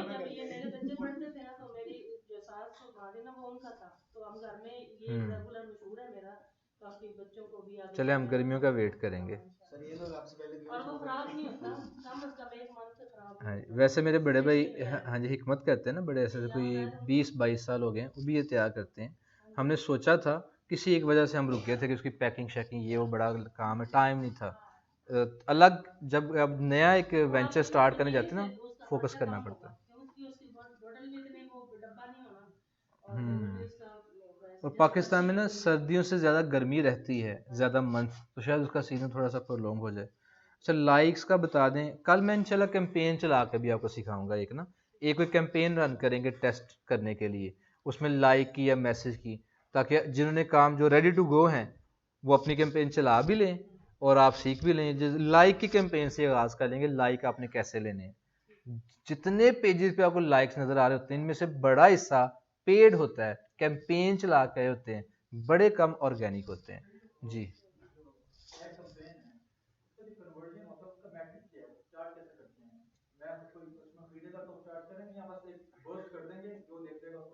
نہیں اس کے نا طریقہ کار ہوتے ہیں. آپ ایک ہوتا ہے کنورژن. آپ جب کنورژن کی کیمپین چلاتے ہیں, کل کے ہمارے لیکچر میں یہی ہے کہ ڈفرینٹ فیس بک آبجیکٹیو ان کو گولز بھی کہتے ہیں, ہر ایک کا ڈفرینشیٹ کریں گے کل. لیکن میں تھوڑا سا بتا دوں کہ جب آپ کنورژن کی کیمپین چلاتے ہیں پھر وہ تبھی فیس بک اس کو جب وہ آپ کا آرڈر کر دے. ایک ہوتی ہے لنک کلکس جس کو ہم کہتے ہیں ٹریفک لے کے جانا. اس میں جب کوئی بندہ آپ کے ایڈ پہ موجود لنک جو کہ موسٹ پرابلی آپ کی ویب سائٹ کا یا آپ کے کسی سٹور کا بھی ہو سکتا ہے, دراز پہ سٹور ہے, امیزون پہ, جب اس پہ لنک پہ کلک کرے گا چارج ہو جائے گا. جیسے میں نے اپنی ویب سائٹ کی لنک کلک کی بھی کیمپین چلائی ہوئی ہے اور کنورژن کی بھی چلائی ہوئی ہے. تو وہ ڈفرینٹ آپ نہیں خود سیٹ کرنا ہوتا ہے کہ مجھے کب چارج ہو. زیادہ بینیفٹ کس سے ملتے ہیں؟ نہیں میرے خیال میں کان کو ادھر سے پکڑ لیں ادھر سے پکڑ لیں ایک ہی بات ہے. جیسے کبھی یہ پتہ ہے سردیوں میں یہ کنوں کئی لوگ تول کے دیتے ہیں کلو کے, یہ درجن کے لحاظ سے بڑی دفعہ میں نے ٹرائی کیا کلو میں لے کے دیکھتے ہیں, بات وہیں پڑتی ہے.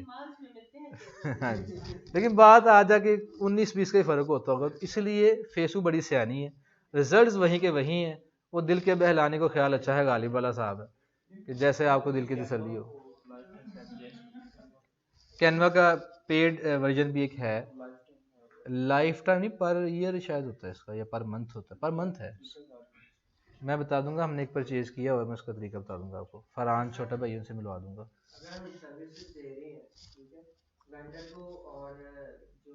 میں بات کر سکتا ہوں معذرت کے ساتھ, لیڈیز ہیں چونکہ اگر کوئی کویشچن ہے پوچھ لیں, ورنہ میری طرف سے آف ہوگا, بیٹھنا چاہیں بیٹھیں, جانا چاہیں گی. کل بھی مجھے تھا کہ کچھ جلدی ہے, تو باقی میں اپنا کویشچن آنسر جاری رکھیں گے. کویشچن ہے تو پوچھ لیں, ادر میری طرف سے اوکے ہے. جی جی بیٹھے بیٹھے زحمت نہ کریں.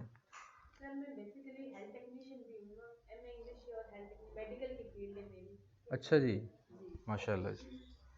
سر میں نے یہ جو ہے نا فیس بک وغیرہ سے میری کوئی اٹیچمنٹ نہیں ہوئی, یہاں تک میں نے اکاؤنٹ بھی نہیں بنایا جاؤ کہ سجل ہوں, میں اس کو یوز ہی نہیں کر رہی, بالکل نہیں یوز کی. تو میرے پاس اتنا ٹائم بھی نہیں ہوتا تھا, پھر جاب پہ بھی یہ تو سر یہ پورا یہ جو ہے پروسیس آپ خود مطلب بنا کے دیں گے, جیسے یہ پیج وغیرہ بنا کے نہ بولیں, بنوا کے نہیں, آپ کو اسسٹ کر کے سارا کام اپنے ہاتھوں سے کرنا ہے.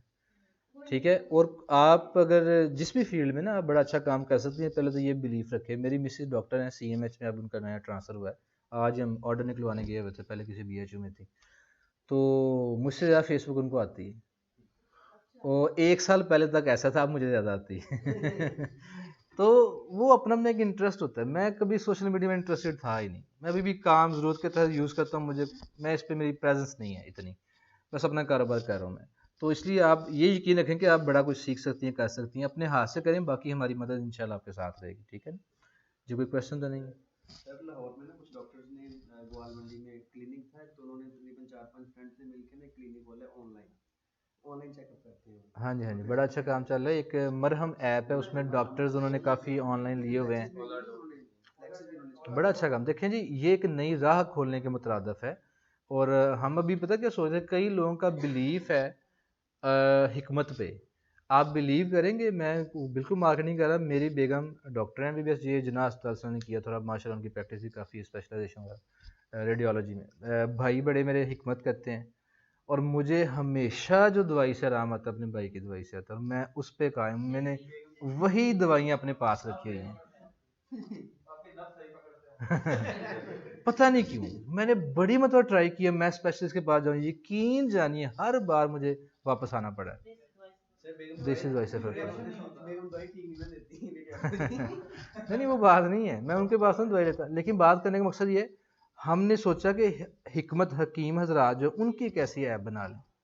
یہ 2 یا 3 ہفتے پہلے شہزاد بھی میری ڈسکشن ہوئی تھی کہ ہم اس طرز پہ یہ حکمت, کیونکہ بھائی کے بڑے واقف ہیں, طبیہ کالج سے نے کیا, یہ یتیم خانہ چوک, تو بڑے ان کے واقف ہیں, تو یہ ایپ ہم کیوں نہ بنا لیں. ابھی کوئی نہیں ہے, چل سکتی ہے, کیونکہ ایپ ڈیولپر چھوٹا بھائی ہے. ہمارے گھر میں ہی سارا کچھ ویب سائٹ ایپ شیپ یہ وہ ہو جاتا ہے, سارا کچھ فیس بک میں کہہ رہا ہوں تو کر, لیکن اس میں پوٹینشیل ہے کام کرنے کا, آئیڈیا ہے نا, بس اگلا کام کہ اس پہ ٹائم دینا اور پیسہ لگانا. ابھی بھی کچھ لوگ بہت زیادہ بلیو کرتے ہیں حکمت میں, جیسے کرشی کا ہمدرد کا, اور یہ اجمل دوا خانے کی دوائی لوگ استعمال میڈیکل والا تو دکھ ہو رہا ہے. کہیں آپ نے کیا فری کا پیج دیکھ لیا. اچھا جی, کویشچن آپ کا تھا. ویب سائٹ بھی چل سکتی ہے, اصل میں نا ایک ٹرم ہوتی ہے یوزر فرینڈلی، کبھی سنی ہے آپ نے؟ میں نے ابھی بولی ہے، سنی؟ یوزر فرینڈلی کہ جو یوزر ہے استعمال کرنے والا اس کو آسان کیا ہے. نوکیا کا آپ نے نام سنا ہوگا، میری ایج کے جو لوگ ہیں، میری 36 ایئر، مجھ سے پرانے زیادہ جو ایجڈ لوگ ہیں یا میری عمر کے لوگ، انہوں نے نوکیا کو صحیح کہتے ہیں یہ ہنڈایا ہوا ہے. فون ہی نوکیا ہوتا تھا کہ کسی نے مارنا بھی تمہارا ٹوٹے گا نہیں، اتنے مضبوط. اور نوکیا 3310 اور 1100 اور یہ وہ نئی جنریشن کا مجھے پتہ نہیں، جیسے آپ پتہ نہیں واقف ہیں کہ نہیں، ورنہ فون تھا تو نوکیا کا ایسے ہی تھا جی. اچھا اب نوکیا جب یہ ماڈرنائزیشن ہوئی، ٹچ موبائل آگے، تو نوکیا نے ایک غلط سٹیپ لے لی جو اس کے نظر میں اچھا ہوگا، کون جانتے بوجھتے ہوئے سٹیپ لیتا ہے برا. انہوں نے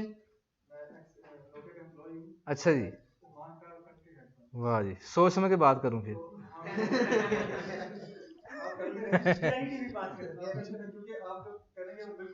ہاں میرے خیال میں غلط بھی ہو سکتا ہوں کیونکہ ہر بندہ کوئی ظاہری بات، میرا اتنا انالیسس نہیں، لیکن جو مجھے لگتا ہے انہوں نے ایک سٹیپ لیا، انہوں نے ونڈوز موبائل لانچ کی ہے. سیمسنگ میں نہیں جانتا تھا اس کو، اینڈرائڈ کی طرف آ گیا.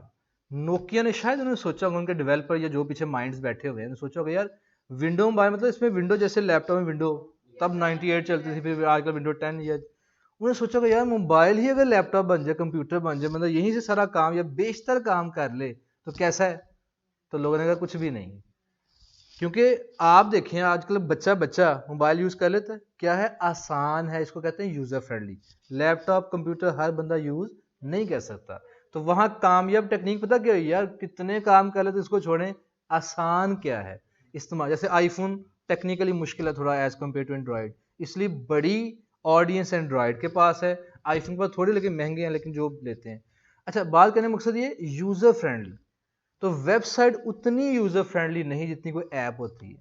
آپ اپنے آپ کو سوچیں، ڈیلی اپنا لائف سٹائل دیکھیں، کتنی آپ ویب سائٹ پہ جاتے ہیں اور کتنی ایپ یوز کر رہے ہیں روزانہ، زیادہ کیا یوز کر رہے ہیں ایپس.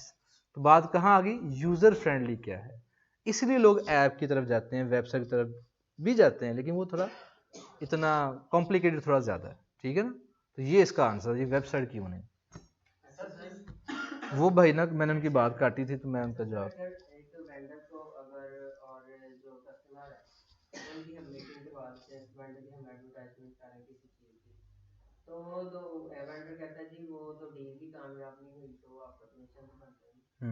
اس پہ نا میں نے کبھی کام کیا نہیں، میرے اپنے ہی کنسرنز ہیں. مثلا ایک ڈیلر صاحب آئے تھے، ڈی ایچ اے میں کام کرتے تھے، انہوں نے دوست بھی بھیجے تھے ایف پی کامرس کے لیے، مجھے نظر نہیں آ رہے، انہوں نے کورس کرنا تھا سیم چیز.